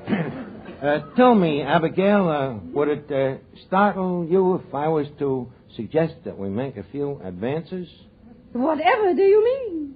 Would you like to advance me a few bucks against that $100 I beg your pardon? grand? Not ready yet, huh? Okay, leave us do it the romantic way. Abigail, you are the the love of my life. And now I have a little surprise for you. Close your eyes. All right. Archie, take your hands out of that alligator bag. Abigail, I resent your inference. Are you suggesting that I, the manager of a prosperous tea room, would stoop to filch you for a couple of crass bucks? Well, that's another thing, Archie. What?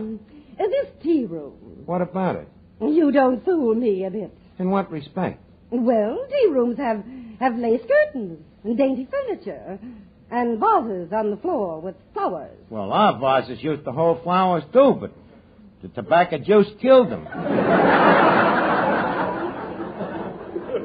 And another thing, the tea rooms have gypsy fortune tellers who read tea leaves. Well, we got a gypsy fortune teller, too. Really? Where is she? Well, she happens to be out at the moment buying some bifocals so she can read the smaller leaves.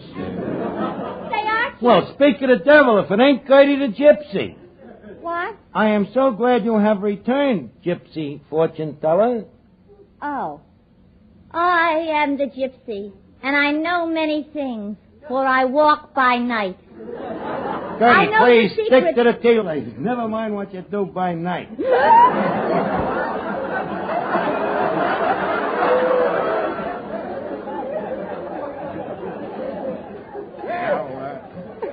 Go ahead, Abigail. Give her your teacup. Very well. Tell me, Gypsy, what do you see in the tea leaves? A fly. That must have been left over from the consomme. Now, continue, Gypsy. Do the tea leaves say what handsome, debonair gent will marry Mrs. Piddleton? Well, let's see. Ooh, ya, how to fong kung wa. What's that? It's Chinese tea. Well, try to translate as you go along. Very well. I see a young man in the tea leaves. Yes. He is very tall. Yes. And very handsome. Yes. He has bushy eyebrows and thick glasses. Why, Rodney Haybinder, what are you doing in there? Duffy, stop trying to louse me up, will you? Archie, I've had enough of this. You're deceitful and greedy and just after my money. I'm leaving this place. Now, wait a minute, Mrs. Piddleton. So the place ain't no tea room. And Miss Duffy ain't no gypsy. And I am, to an extent, after your dough. But it ain't for me own vile purposes. It's just that I was sort of thinking of the kid. The kid? Yeah. My little son, Morton. Archie, you a father? Did I let it slip? But where is the mother? Well, I'm sorry you brought that up. It's a pretty sad story. Oh, what happened to her? She was killed in the crash of 29. So you see, Morton ain't like other kids. Why, I don't say it's his fault. I guess he just inherited it from me. What's the matter with him? He's a genius. Studies day and night. Always under a microscope. So you're a family man after all. Well, for the moment, yes. But Morton may not be with us very long. Why not? We can't afford the operation. What operation? Doctor says the kid's got to be operated on for the pickets. The what? The pickets. Malnutrition, you know. Got it from eating too much scurvy.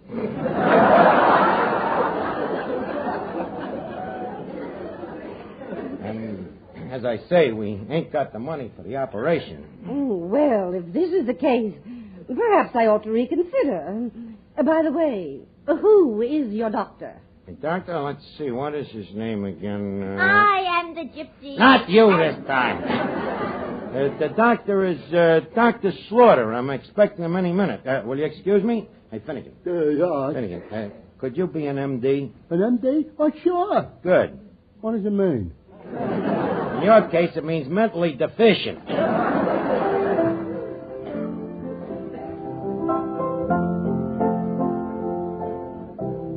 Now, you got it, Finnegan? I got it, Arch. Okay. Who are you? Don't be silly. You've known me for years. Please, try to remember. Yeah. You're Dr. Slaughter. Dr. Clifton Slaughter. Ph.D., LL.D., M.D. You don't have to spell it out, Arch.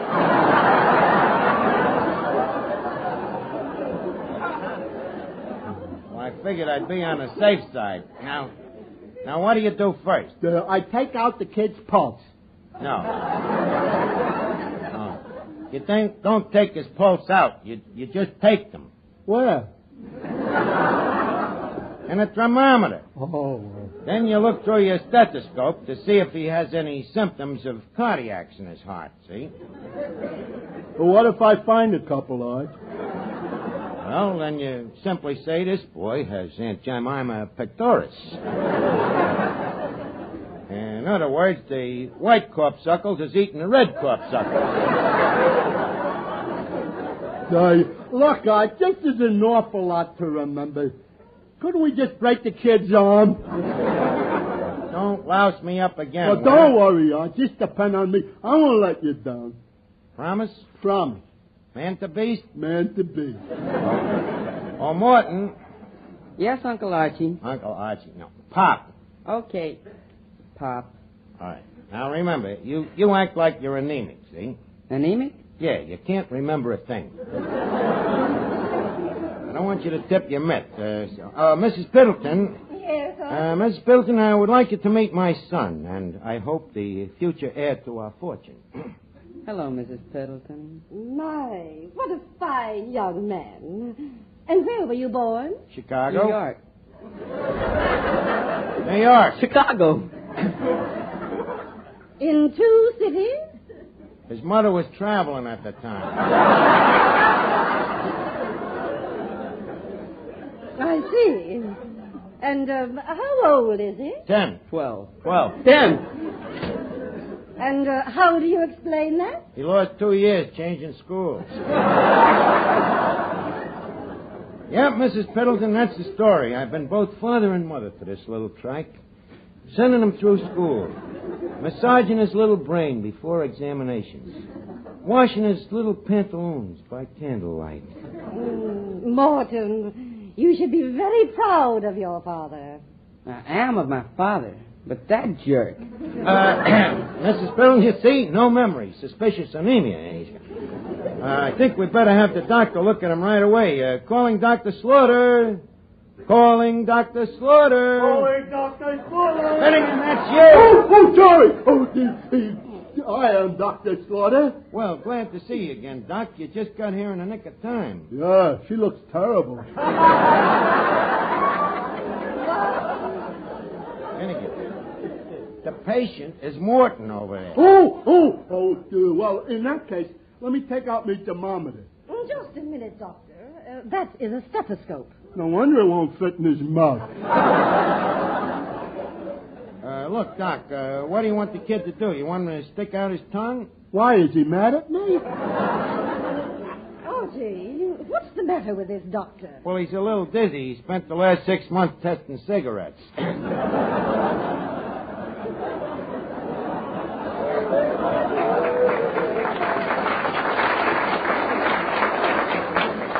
Tell me, Doctor, what is your professional opinion of this case? Well, sir, I just checked the boy's pulse against my pulse. Yes? One of us is dead.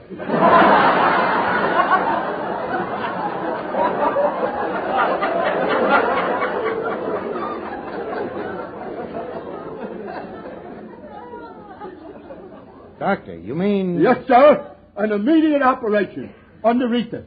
But I ain't got no money for Rita. And if a certain lady does not say, I do, before I count 3, well, afraid we'll just have to hit the kid over the head with the bung starter. Now, look, this has gone far enough, Uncle Archie. Uncle Archie? Huh? What? Why, you give me that bung starter. Now, wait a minute, please, Mrs. Pendleton. Ouch! Ouch, me head! Good night! Oh, Morton. Morton, you dirty little crumb. On account of you, I've lost $100,000. Uncle Archie, don't think of it as losing $100,000. What? Think of it as gaining a son. Drop dead.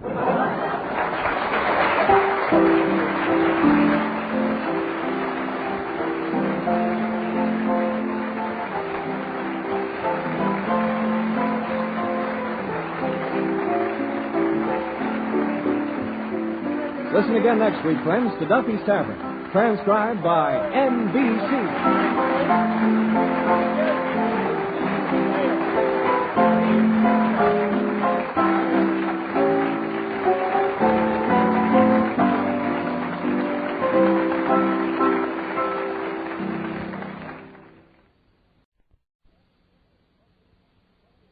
It's Duffy's Tavern, brought to you transcribed by the National Broadcasting Company, with Charlie Cantor as Finnegan, Hazel Sherman as Miss Duffy, Fats Pichon at the piano, and starring Archie himself, Ed Gardner. When Irish eyes are smiling, sure it's like the morning spring. In the light of the Irish laughter, you can hear the angels sing. Quiet, everybody. Hello, Duffy's Tavern, where the elite meat eat. Archie the manager speaking. Duffy ain't here. Oh, hello, Duffy. I guess you heard the good news about Rhinelander McGurk, huh? Yeah, born a poor boy in humble surroundings, came up the hard way, nobody to give him a helping hand, and yet he winds up being electrocuted in one of the top prisons of the country. Yeah, it just shows that we're living in a true democracy, Duffy. Was his family proud? Well, strangely enough, some of them was rather shocked. Yeah. 3 of them was sitting right alongside of him. It was the first time in history, instead of using an electric chair, the prison had to use a sofa. Huh? Well, I'm busy cleaning up the joint, you know. It was quite a mess after the going-away party that we had for McGurk. Well, no, McGurk himself wasn't here. We just drank to him, you know, in absentia. Yeah. Yeah, we just kept drinking toasts until the lights dimmed twice, and then everybody cheered and went home. Well, look, I gotta hang up now, Duffy. As I say, I'm working hard getting the place cleaned up. Oh, yes, I'm working very hard. Okay, Fats, you shuffle and I'll deal. excuse me. What? What, Duffy? What do you mean I never do no work around here? I love your audacity. Who cleans out the joint? Who cooks the food? Who waits on the customers? Who does all the dirty work? I know, but who tells Fats to do it? Huh? Go soak your head. That Duffy. I worked me fingers to the grindstone. What do I get? Nothing but retribution. I'm sick of it. Work. Okay, Fats, I got 2 pairs. 3 of a kind. You win. Work. Why do I work so hard? Look at me. I'm down to a skeleton. Look at how my chest has shrank. It ain't shrank. It's just gone to pot.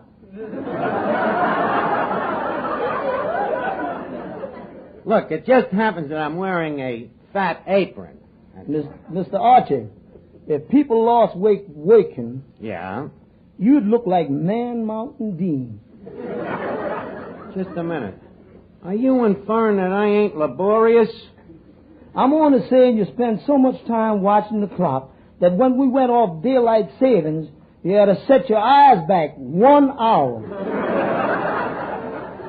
Oh, yeah? Well, I'll prove to you that I lost weight on this job. Here, I'll show you on the weighing machine. Hey, wait a minute, Fats. Look on the back of this card. It's got me fortune. It says, today will be your lucky day.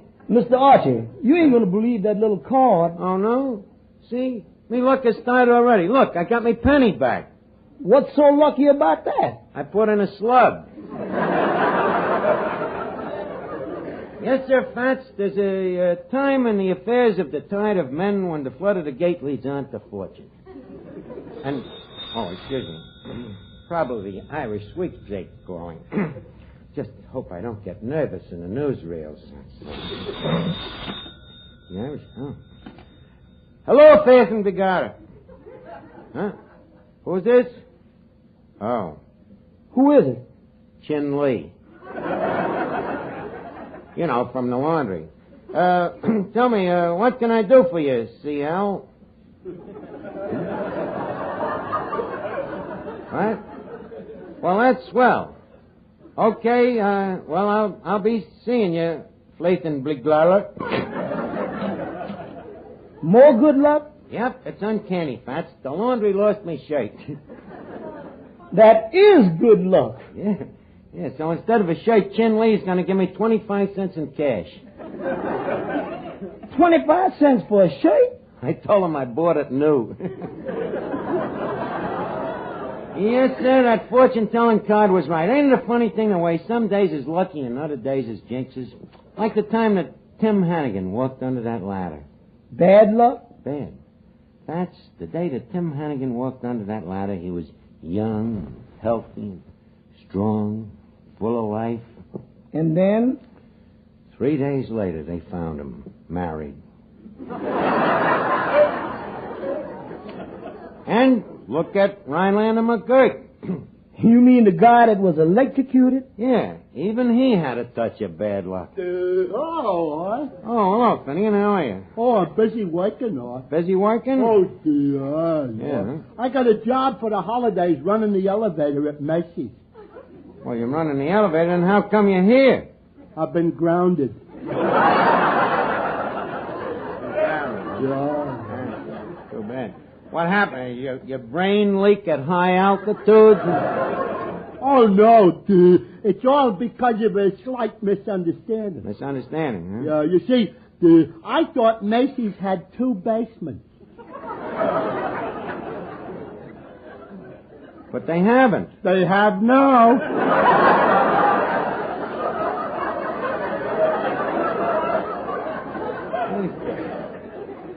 You mean? I drove that elevator 20 feet below the ground. Well, after you did that, then what did you do? Oh, don't worry. I kept my wits about me. You did, huh? Oh, yeah. I nonchalantly opened the door, turned to the passengers, and I said, "Step up, please." Real quick thinking, Finnegan. tell me, how did you get this job with me? How did I get it? I had experience. You remember in Chicago at the stockyards? I used to run that outdoor elevator. Oh, and the experience helped you at Macy's, huh? No, in fact, it hurt me. It got me into trouble. How? Well, in the stockyards, I got in the habit of slapping them in the rear to make them get out faster.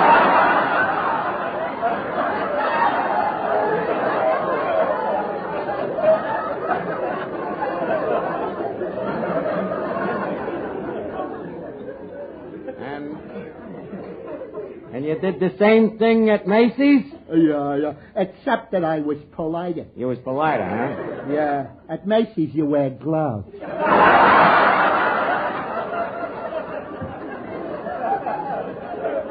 How diplomatic.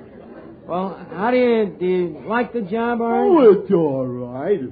Except that some people are so impossible. They're always complaining. Like yesterday. This dame started complaining that she couldn't breathe in the elevator. Why couldn't she breathe? I had a nose caught in the door.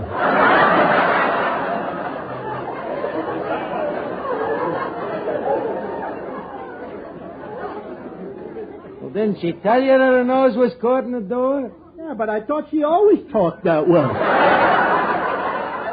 Thought it might be Rudy Valley's mother. What people you have to put up with.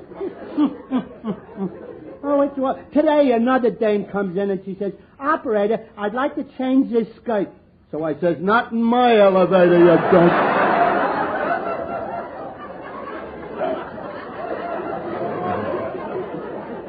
Well, anyway, I'm glad you got a job, Finnegan. And by the way, today is my lucky day, too, you know. Your lucky day? How do you know? Well, this little card from the weighing machine. It's a lucky omen. Oh, you believe in them lucky omens? Well, certainly, don't you? No, I don't. Take my uncle, for instance. He's got 2 rabbit's feet, and they brought him nothing but trouble. 2 rabbit's feet, and they brought him trouble. Why? Well, he can't find a pair of shoes that'll fit him. Finnegan, tell me, why don't you go and find a mind reader and bet him that he can't? Oh, that's a good suggestion, Arch. It appeals to my sporting blood. Good. Well, I'll be seeing you. Hey, Miss Duffy, what's the matter with you? What are you looking so excited about? Oh, didn't you hear what just happened at our house? What? Papa was shaving and the razor slipped. This is me lucky day. He was shaving, huh? Tell me, how's he getting along? Oh, fine, but Mama's feeling awful weak. How come your mother's feeling weak? Well, who do you think he was shaving?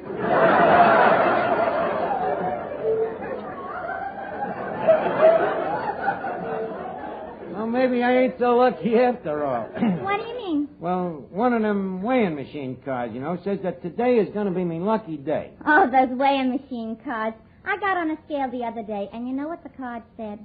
In your case, it probably says, "Deposit another penny, please. Your 200 pounds is up." Archie, I don't weigh 200 pounds, and for your information, I have weighed as little as 110. But you was 4 years old at the time. And what else did the card say? Any predictions? Yeah, it said, "Prepare for romance. Ere the night is over, your lips will be burning." What happened? Somebody set fire to your mustache?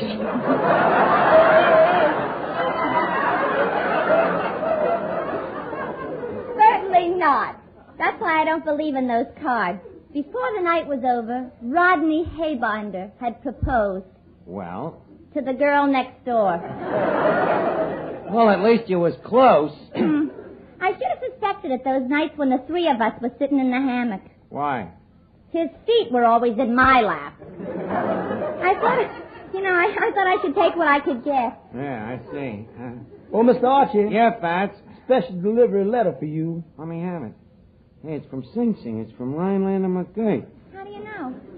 Part of the envelope is singed. Probably wrote it on his death seat. Leave us take a look at it. Hey, Fats. It's his will. It says, "To whom it may concern, crime don't pay. I hereby leave $6 million to me old buddies in the New York Police Department. And to me old pal Archie, I bequeath 1/2 interest in me racehorse, Stumblebum. Did you hear that, Miss Duffy? I inherited half a racehorse. I told you this was me lucky day. Oh, what else does the letter say? Well, let me see. P.S. In case I break out of this place, you'll be seeing me in person. Signed, Rhinelander McGirt. P.P.S. He didn't.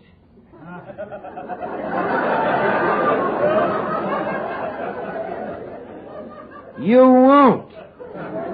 Signed, the warden. Boy, that weighing machine was right. Look at me, the bona fide owner of the half of a racehorse. Hey, Fats, quick, get me some sugar cubes and a bale of hay. Why? What do you mean, why? Maybe you haven't got the half that eats. Yeah, maybe Oh, no, Rhinelander wouldn't do that to me, his old pal. He knows how I always like to look a gift horse in the mouth. Well, gang, this calls for a real celebration. It's me lucky day. Miss Duffy, get out the champagne. Fact, some music, please, while everybody drinks a toast to Archie, the half-horse racetrack tycoon. I'm afraid to love you, afraid I might like it. I'm afraid to hold you, afraid I might like it. When your lips invite me to steal a kiss or two, I'm tempted, but I never follow through. I'm afraid you'll thrill me, then leave me. What's another heart or two to you? If I just like a stranger, it's because I sense the danger. I'm afraid to love you, I'm afraid I do.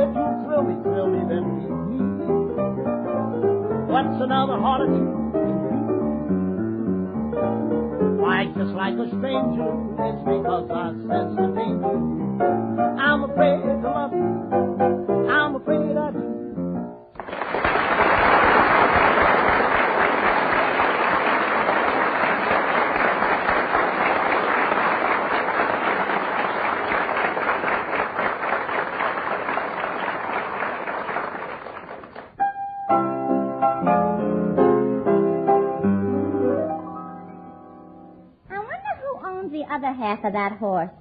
The other half? Yeah, that's right. I never thought of that. Wonder who does own the other half. Well, whoever he is, I just hope he keeps up his end. No, it costs a lot of money to keep up a horse. I wonder who it could be. Well, I don't know who the guy is, but when we put the horse on a big race, I hope that his half won't be dragging.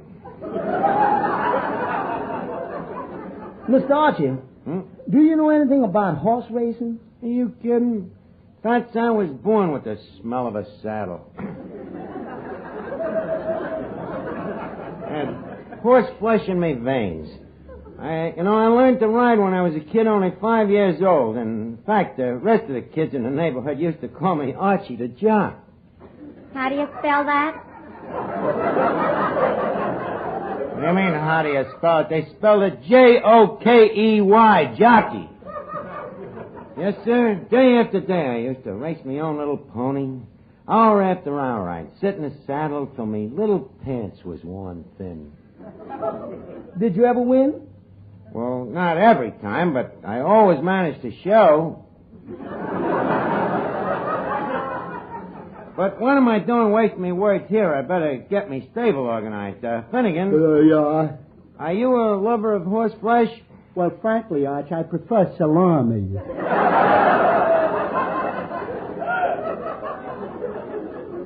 Finnegan, I'm talking about racehorses. The racehorses. Yeah? You know what? I own one once. How'd you ever own a racehorse? Well, it was a funny thing. I was out at the racetrack one day. So this horse leans over the fence and he says, "Hey, Finnegan, how'd you like to buy a good horse cheap?" Now, just a minute. You mean a horse leaned over the fence and talked to you? What's so strange about that? It was a very low fence.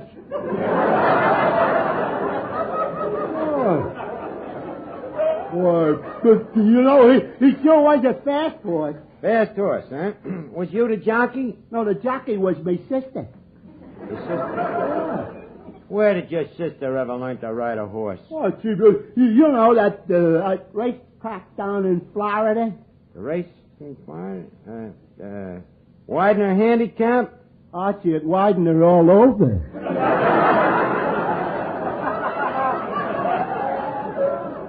Now, stop bothering with these nonsensicals, Finnegan. I'm trying to get this stable of mine organized. Now, let me see here. Where can I find a groom? Believe me, it ain't easy.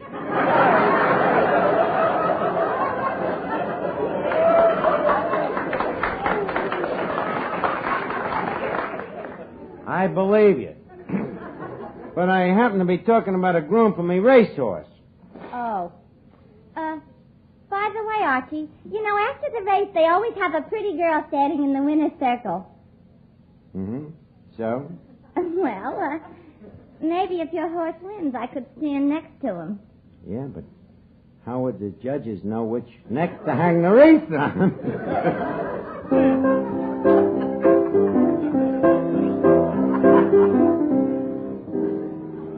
Finnegan, where's Archie? He's in the back room looking at the racing form. Oh. Say, is it true that Arch owns one half of this horse? Yeah.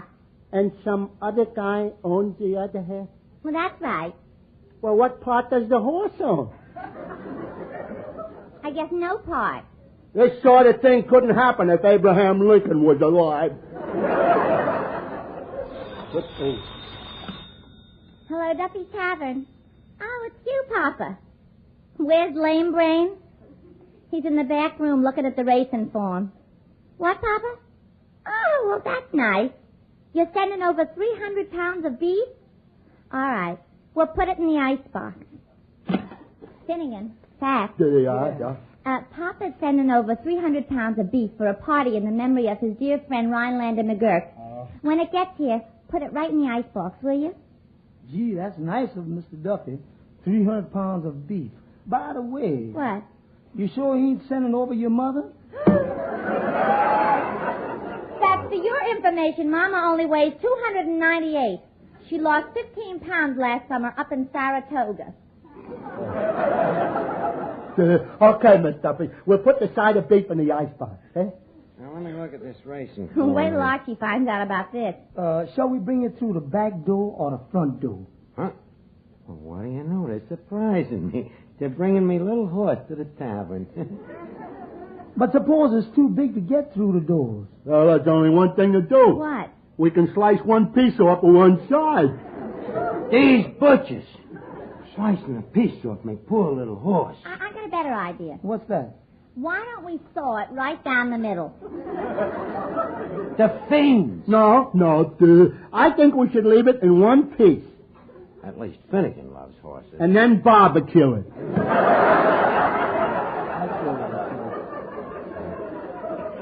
Lousy cannibal. I just hope it won't be too tough. What are they talking tough? He's a sweet little animal, I know it. Well, if it's too tough, I suppose we can club it for a few hours. I'll report this to the St. P.A. Ladies and gentlemen, I disagree with the whole procedure. I don't think it should be clubbed at all. Nice going, Finnegan. I think we should cut it up into little pieces and make hamburgers. Now, Now, wait a minute, Finnegan. I've been listening to this conversation. It's gone far enough. What a lousy way to treat a poor little horse. A horse? Yeah. We were talking about a side of beef. Oh. Papa's sending it down here because he's giving a party in memorial of Rhinelander McGurk. Oh, well, that's different. And I'm sure McGurk will appreciate it, you know. He's a great lover of roast beef. Now, let me finish reading this racing form. Hey, wait a minute. Holy cat, this is me lucky day. What do you mean? Me horse, Stumblebum. He's running today. Where? Down south. You know, the wealthier horses always go south for the winter. Oh, yeah? Say, look, Arch. He must be a great horse. Why? The odds are 100 to 1. Now, that's an old trick, you know. They jack up the price to make the other horses overconfident. Oh, I see. Hey, who's he running against, Lloyd? Well, let's see here. Third race, Harry Boy.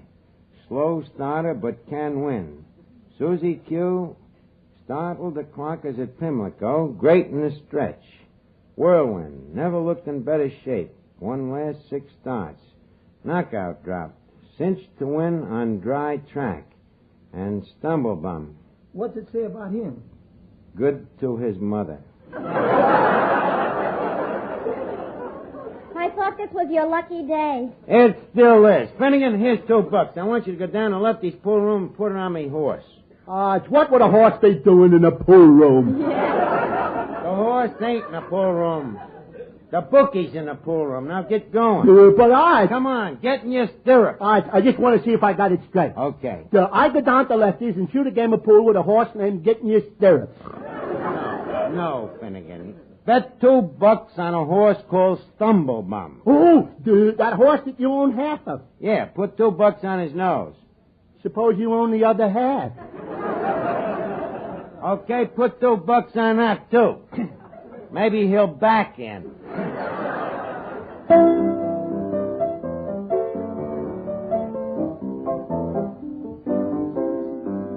This is my lucky day. Hey, Arch. Oh, you back, Finnegan? Yeah, say, Arch, are you sure you got a horse? Of course. Why? Guys down the bookie joint say you got a dog. Well, maybe it's on account of he's been scratched so often they think he's got fleas. Did you put down the bet? Just like you told me. Is he still 100 to 1? No, better than that, Arch. Better than that? Yeah, he's 200 to 1. $4 at 200 to 1. That's almost $298. Hey, this is me lucky day. Fats, turn on the radio quick. I want to hear the results. Okay, Lucky. And here are the horses coming out of the paddock for the third race. Whirlwind is leading the field with Stumblebum second. Attaboy, Stumblebum, stay in there. Archie. Come on, pass that Whirlwind. Archie. Come on, Stumblebum. Archie. What? The race hasn't started yet. Oh. Just a minute, folks. There seems to be some delay. 2 officials are coming out on the track with a large bale of hay with 25 candles on it. They're taking it over to Stumblebum. Yes, folks, it's Stumblebum's 25th birthday. Well, you know, it's my horse's birthday. Mazel tov. Thank you. To say the least, folks, this Stumblebum is no man of war. Ain't that wonderful? He's comparing him to the greatest horse that ever lived. And now the horses are lined up at the starting gate, and just a minute. Stumblebum seems to be down on one knee. Probably going to start from a crouching position. It's all right, folks. He's up now, and there they go. Out in front, it's Whirlwind by 2 lengths. Susie Q is second by a length and a half, followed by Harry Boy, Breeze Quick and Speed King. Where's Stumblebum? Stumblebum is now leaving the post. What? Well, what do you know? Stumblebum is now running away from the field. Attaboy, Stumblebum. Only he's running in the wrong direction. Maybe Stumblebum is a mutter. Does he have to pick a time like this? Coming down the quarter turn, it's Whirlwind by a length. Breeze Quick and Speed King. Whirlwind, Stumblebum is on the rail. On a rail, get back on the track. And here they are coming down the stretch. It's Whirlwind by a length. Harry Boy, Breeze Quick, and here comes Stumblebum. Come on, Stumblebum. Come on, Stumblebum. Come on, Stumblebum. Stumblebum. Come on, Woolwood. Finnegan, what's the idea? I just wanted to break the monotony of Stumblebum out in front, folks. Come on, Stumblebum, make it a real lucky day for me. This Stumblebum is sensational. The way he's running, you'd think he was a horse. His two owners must be mighty proud of him today. And now, as they near the finish line, it's Stumblebum by 1 length, Stumblebum by 2 lengths, 3 lengths, and now, first, Stumblebum will hit the headlines in every paper in the country. What happened? He just dropped dead. What? The winner is Whirlwind. Holy cat. I lost the race. I lost me horse. I guess this just ain't me lucky day. Yes, folks, this is a tough break for Archie, one of the two owners of Stumblebum. You're telling me. But nothing compared to the misfortunes of the other owner of Stumblebum, who bet $500 on him. That gallant sportsman and tavern owner. Who? Patrick J. Duffy. How do you like that? Duffy lost $500. It is me lucky day after all.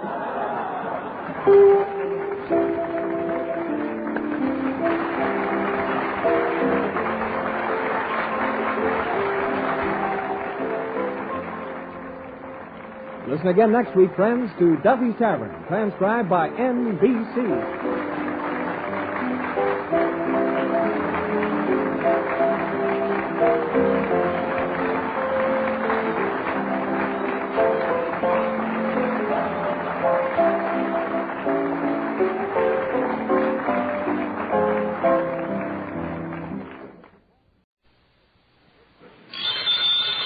It's Duffy's Tavern, brought to you transcribed by the National Broadcasting Company, with Charlie Catter as Finnegan, Hazel Sherman as Miss Duffy, Fats Bichon at the piano, and starring Archie himself, Ed Gardner.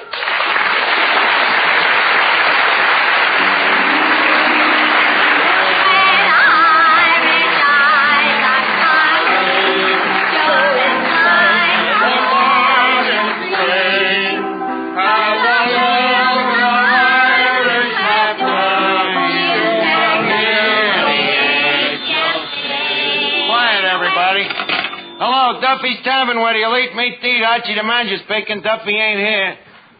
Oh, hello, Duffy. Business? Well, it's pretty good since I've been selling Bach beer for a nickel a glass. Huh? No, we don't lose no money. Well, I got a trick, you see. I take the regular beer, but before we serve it, I dip a goat in the barrel. Huh? What, Duffy? Well, what? Talk louder, will you? Some kids is playing ball outside and I can't hear you. Hey, Fats, what was that? Them kids just hit a baseball through the window. Any damage? Just another hole in the window. Well, chase them kids off the block. I don't mind them hitting a ball through the window, but they might have hit that spider we was using for shades. Huh? Yeah, Duffy, them kids is getting tougher every day. You know, only this morning I caught one of that gang helping an old lady across the street. What's so tough about it? She didn't want to go.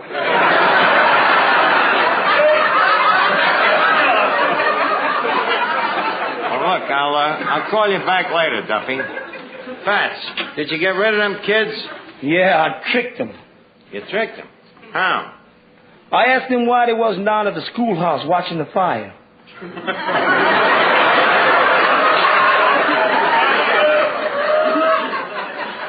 So what? The idea seemed to appeal to them. They just asked me for a bellows and beat it. Bellows? Well, if you ask me, the whole gang of them ought to have their teeth kicked in. And if they was a little smaller, I'd do it myself. Mr. Archie, why do you hate kids so? Why? Because they got no respect for their elders. You give them an inch, and what do? They turn their backs and flaunt it in your face. Things was different when you was a kid, huh? They certainly was different. You didn't see me waste me time playing baseball in the streets.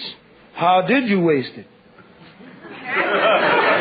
I wasted it gaining knowledge. Knowledge that made me the man that I am today. You should have played baseball. Hey, wait a minute. Look at that kid coming in. The age of him, coming into a joint like this. He can't be more than 10 years old. Okay, Junior, what do you want? Good evening, sir. Kid, scram, will you? Oh, please, sir, all I want is... Yeah, I know what you want, but if you think you're going to get a shot of rye in this place, come back in 9 years. Yeah, by that time the rye will be 9 years old. That's telling, Fats. Hey, wait a minute. You ain't the kid that just busted the window, are you?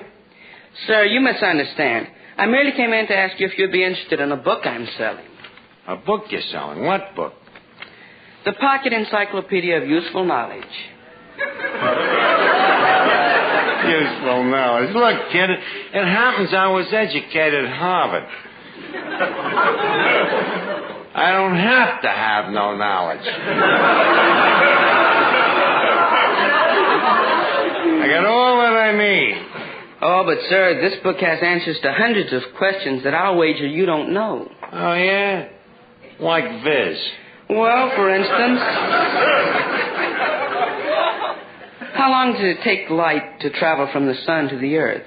The light to travel from the sun to the earth? Well, that depends. How far away from the earth is the sun these days? 93 million miles. Kid, don't be fantastic, will you? Oh, but, sir, it is. It's 93 million miles away, and it only takes a light from the sun 8 seconds to reach the earth. Isn't that remarkable?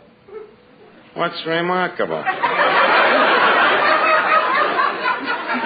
It's downhill all the way, ain't it?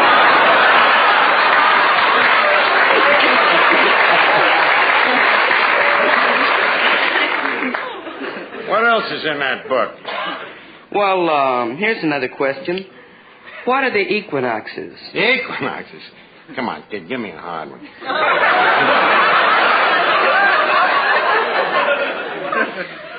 Well, what are the equinoxes? They're them Indians that live up at the North Pole.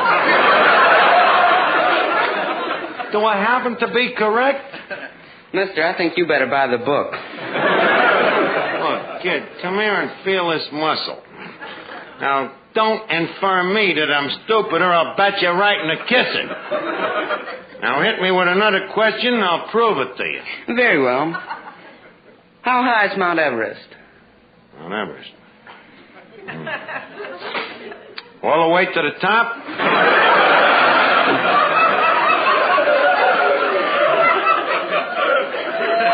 Yes. 60,000 feet. Sorry, the book says it's 30,000 feet. I am referring to the round trip.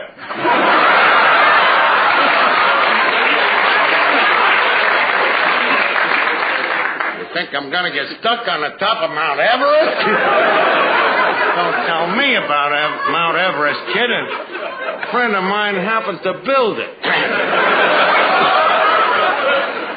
My dear sir, Mount Everest has existed ever since the Mesozoic age. Oh, yeah, huh? Look, punk, I don't take no language like that from nobody. What you need is a good kick in the pants, and here it is. Ouch! Correct. Now get out of here and take that lousy book with you. You see, Fats, there's your younger generation. A kid like that going around calling people Mesozoics. Hello, huh? Oh, hello, Miss. Hi, Finnegan. How are you? Your mood seems to be one of preservation. I just kicked the punk out of here for using the same language. Now, look, Finnegan, you got to be tough these days. You know? Spare the rod and spoil the child. Right, in a neighborhood like this, a kid's got to carry a rod.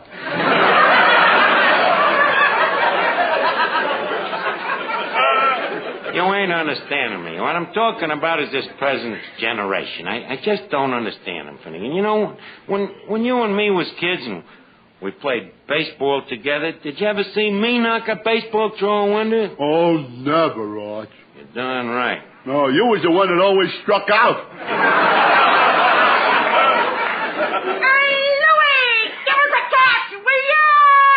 Them kids is back again. This time I'm chasing them away myself. You mind if I go along, Arch? Well, no, but keep your hat on. We don't want to scare them away forever. You know. We might need them for future customers. Hey, listen, you punk kids. Either you either quit playing baseball on this block, I'm going to take every mother's one of yous and stunt this growth with a bung starter. Hey, Arch, look at here. Where? Here in the doorway. A basket. And look what's in it. Holy cat. A baby. On a doorstep. A human baby. Hey, Finnegan, I wonder who could have left him. Look at it, Arch. Boy, what a cute kid. Hey, maybe we better take it inside. It's sort of damp. Damp? The weather. Oh. Yeah, I guess you're right. Here, give me a hand, Finnegan. Okay. Now, be careful with the kid going through that door now. Yeah. Oh, a deserted baby. Yeah. I wonder where it could have come from. Where? Yeah. Well, according to my information, there's the birds and the bees. Finnegan! This is no time for rationalization. Now, leave us set the basket down here on a bar. Okay. Holy cat, this is all that has to happen to me. Somebody leaves me with a kid. Hey, Miss Duffy. What? Take this brat, will you? I'm silly carrying a baby. Well, how do you think I'd look? What am I supposed to do? I don't know. Try talking to him. Okay. I'll talk to him. Kid, what do you think of conditions in general?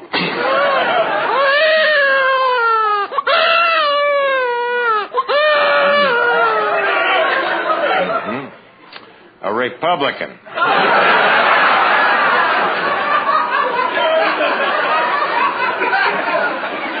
wonder who he belongs to.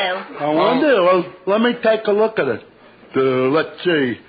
10 fingers, 10 toes, a nose, 2 ears. Ain't nobody in my family. He's kind of a cute baby, ain't he? What's so cute about him? They all look alike.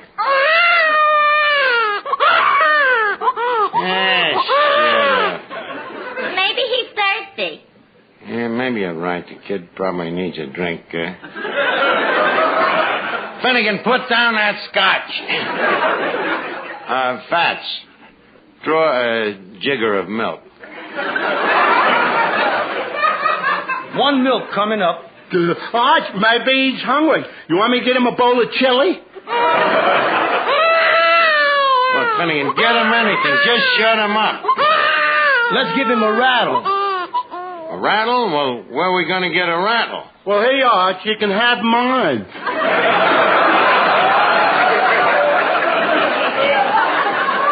I better go out and get a blanket. Yeah, and I'll get the chili. Hey, well, wait a minute. Don't everybody run out on me. Oh, what am I going to do with this brat?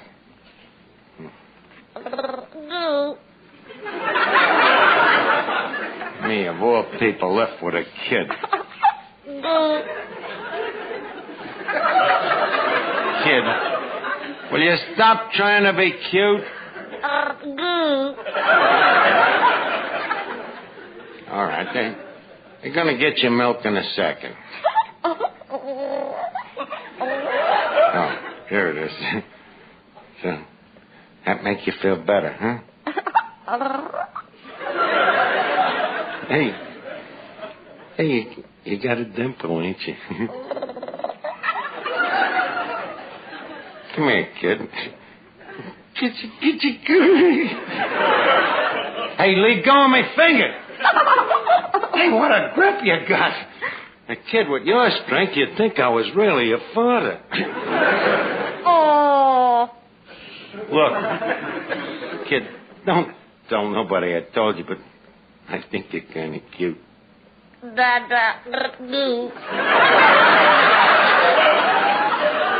Well, what do you know? He called me Daddy. Fats, please, some soft music to help me baby get a little shut-eye. Rock-a-bye, baby, on the treetop. When the wind blows, the cradle will rock. When the bough breaks, the cradle will fall. Down will come baby, cradling on. Rock-a-bye, baby, on the treetop. Wind blowing strong. My, look at it rock. Don't touch that cradle, might make it fall.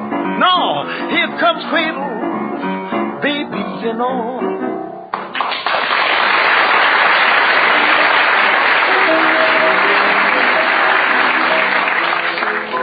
This little piggy went to market. This little piggy stayed home. This little piggy had,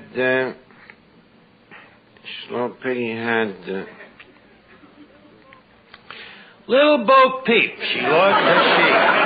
Oh, Archie. Huh? I'm sorry. As I said, go to sleep, you punk kid. Yes, Miss Duffy? I don't think this bottle really has milk in it.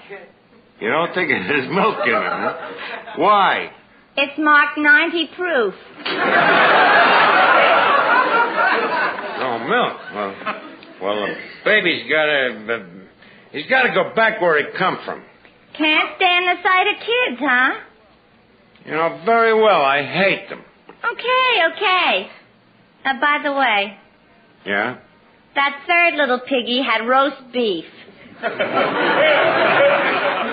yeah? Look, you mind your own business. Hey, Ike, can I hold him? Well, go ahead, but don't drop him. Oh, hold on. Here, baby. Nice kitty. See, you know something? What? He looks just like you. Finnegan, you're holding him upside down.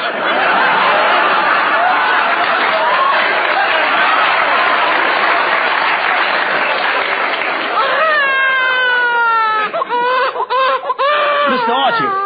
Huh? I think you better call the police and tell them about finding this baby. Call the police? Yeah, well, are they open today? They're open every day. Yeah, I guess these days they're busy answering indictments, huh? Okay, I'll call them.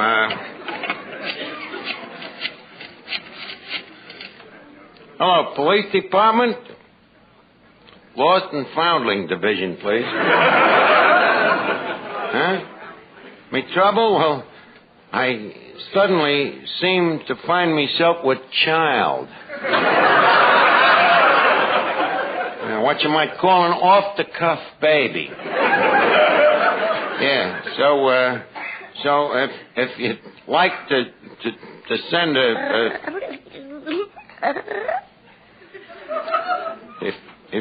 If you'd like to send it... Look, cops, I got the wrong number. It ain't no use fighting fate.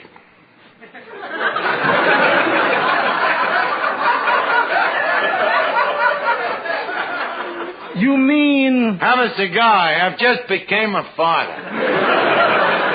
Well, there's one thing I can say. You sure do things the easy way. Yeah, gang, just imagine. After all these years, I have an offspring of my own. An offspring? What are you talking about? You found him on the doorstep. All right. So he's prefabricated. So what? I'll adopt him so he can have my name to carry through life. Your name? What more could I do for him? You could put him back on the doorstep.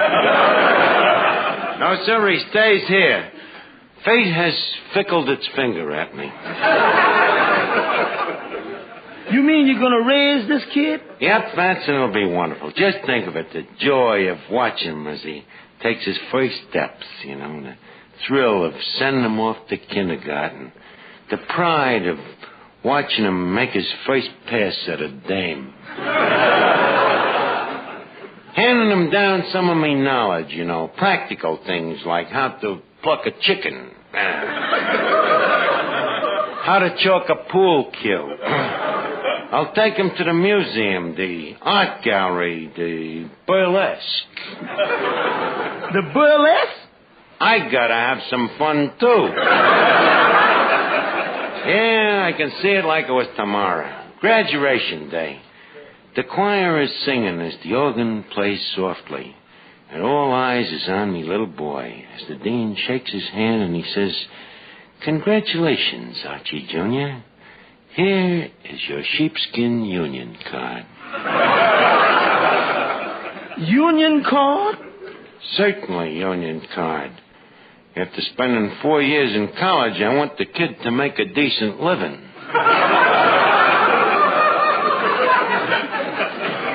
Just think, Fats, that young man that just graduated is the same little baby that I found on the doorstep today. Time sure flies, don't it? Yes, sir. Tell me, Daddy, do you miss him now that he's gone out into the world? A little. But who knows? Maybe someday there'll be another little one. You mean you're going to get married? Not necessarily.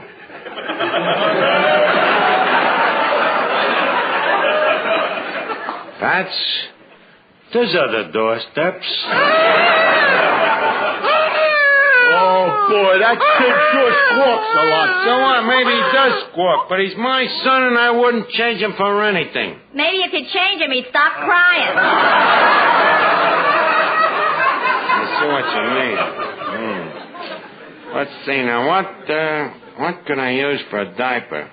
Art, how about the bar towel? Yeah, that'll do. You got a safety pin, Finnegan? Yeah. Let me have it. Well, I'll tell you, Art. Let me have the pen. But Art... Finnegan, give me the pen. Art, it's his pants or mine.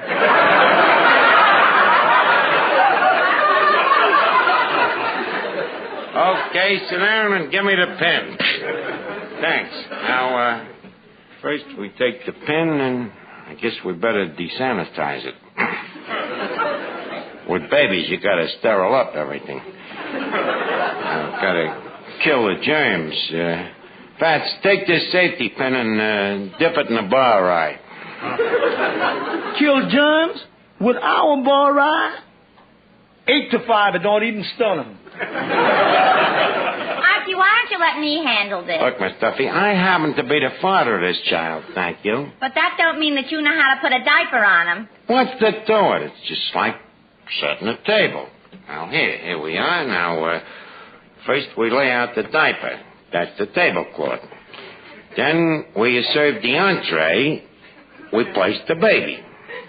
Now, we take the corner where you put the knife and fold it over to the corner where you put the fork. Now, where you put the sauerkraut, you place the safety pin.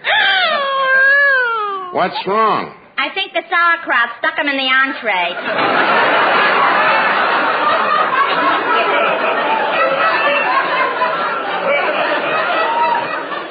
Okay, you put the diaper on, but be careful now. Don't forget. It's my son. My son. Gee, that sounds good, don't it? It'll sound even better the day that he matriculates from Harvard. Archie, did you say Harvard? Yeah. Make it Jester.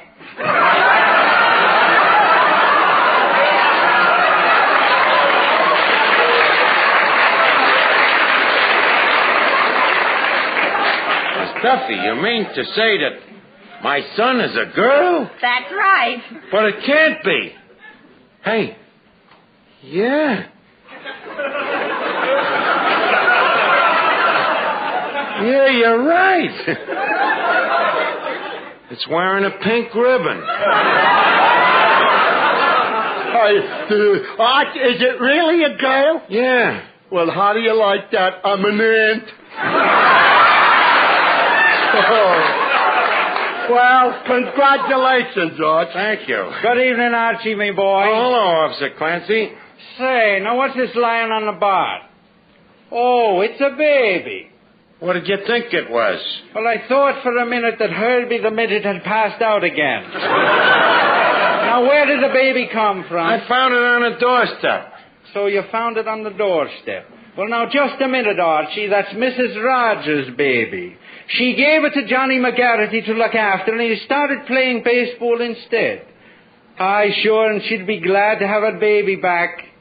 Oh, but Clancy, she can't have it back. It's a lost foundling, and finders is keepers. Archie, the baby goes back to the widow Rogers, and it's me sworn duty to notify her immediately. The widow Rogers, indeed. Fats, I'm going to fight this thing with the Supreme Court. No outsider is going to take my baby away from me. Outsider? Mr. Archie, she happens to be the baby's real mother. That's the trouble with this country. Showing favoritism to people just 'cause they're relatives.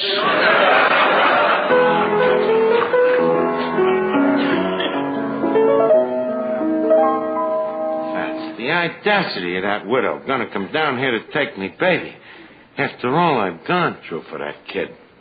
You mean raising her from a boy to a girl?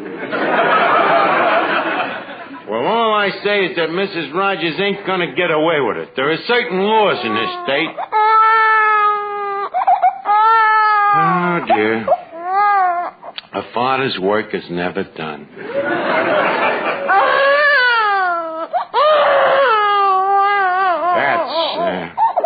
Think we better stop that kid from hitting that milk. I think he's off on a crying jag. Hey, look, why don't you sing her a lullaby, Arch? Good idea, Finny. Let's see. Rock-a-bye, baby, in the treetop. Hey, you see that? It's working. Yeah. When the wind blows, the cradle will rock. Hey, she likes it. Yeah. Let me try it, Arch. If the ball breaks, the cradle will fall. The dawn will come, baby. The cradle and all. Oh, that's one of... Did you like that, baby?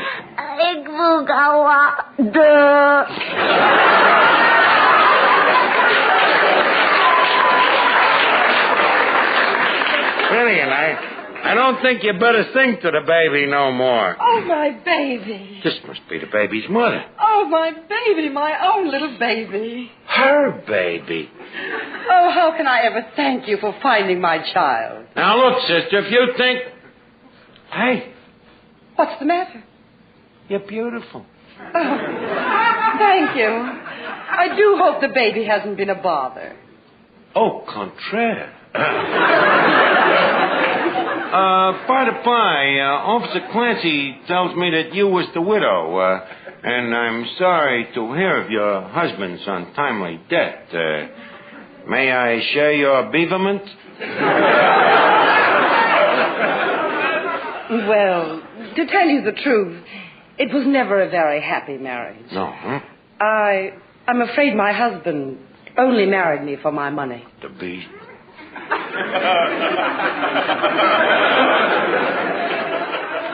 Is there any left? I mean, are you in a position to support this lovely child of ours that I love so dearly? Oh, you're fond of children? Desperately. In fact, all of the kids in the neighborhood refer to me as that old, lovable Uncle Archie. Really? You don't think so, Fats? What do the kids around the neighborhood call me? They call you that old... Yes, sir. Yep, Mrs. Rogers, and what I wouldn't give to have a little baby like yours. What are you trying to say? Madam, I can constrain me feelings no longer. Let's face it. Fate has thrown us together. You're a man and I'm a woman.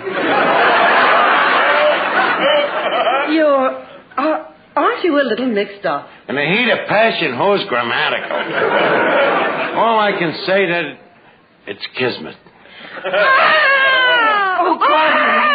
I better cover the baby. There seems to be a draft from that broken window. Oh, yes, the broken window. It seems that some impish little rascals inadvertently heaved a impish little baseball through it. I suppose I should have chastised them, but old softy that I am, I just couldn't do it. That's my great weakness. I love them children. There he is, officer. That's a man who kicked me in the pants. Well. We have a little visitor. Hello, Sonny. Archie, this boy claims that you kicked him out of the tavern just because he tried to sell you a book. What's this? Must be some mistake. Now, come here, me little friend. Did I kick you in the pants? You see, he don't dare tell a lie like that to me face. How can he? You're holding your hand over his mouth. I still say the kid is a liar. Oh, yeah? Well, ask any kid on the block. You know what they call this monster? What? That old... Mrs. Rogers! Are you going to let a crummy punk kid like this deceive you into thinking that I don't love children? Archie, I'm afraid you're under arrest. So that's the kind of a man you are. Give me my baby. I'm leaving. And so ends another chapter of Life with Father.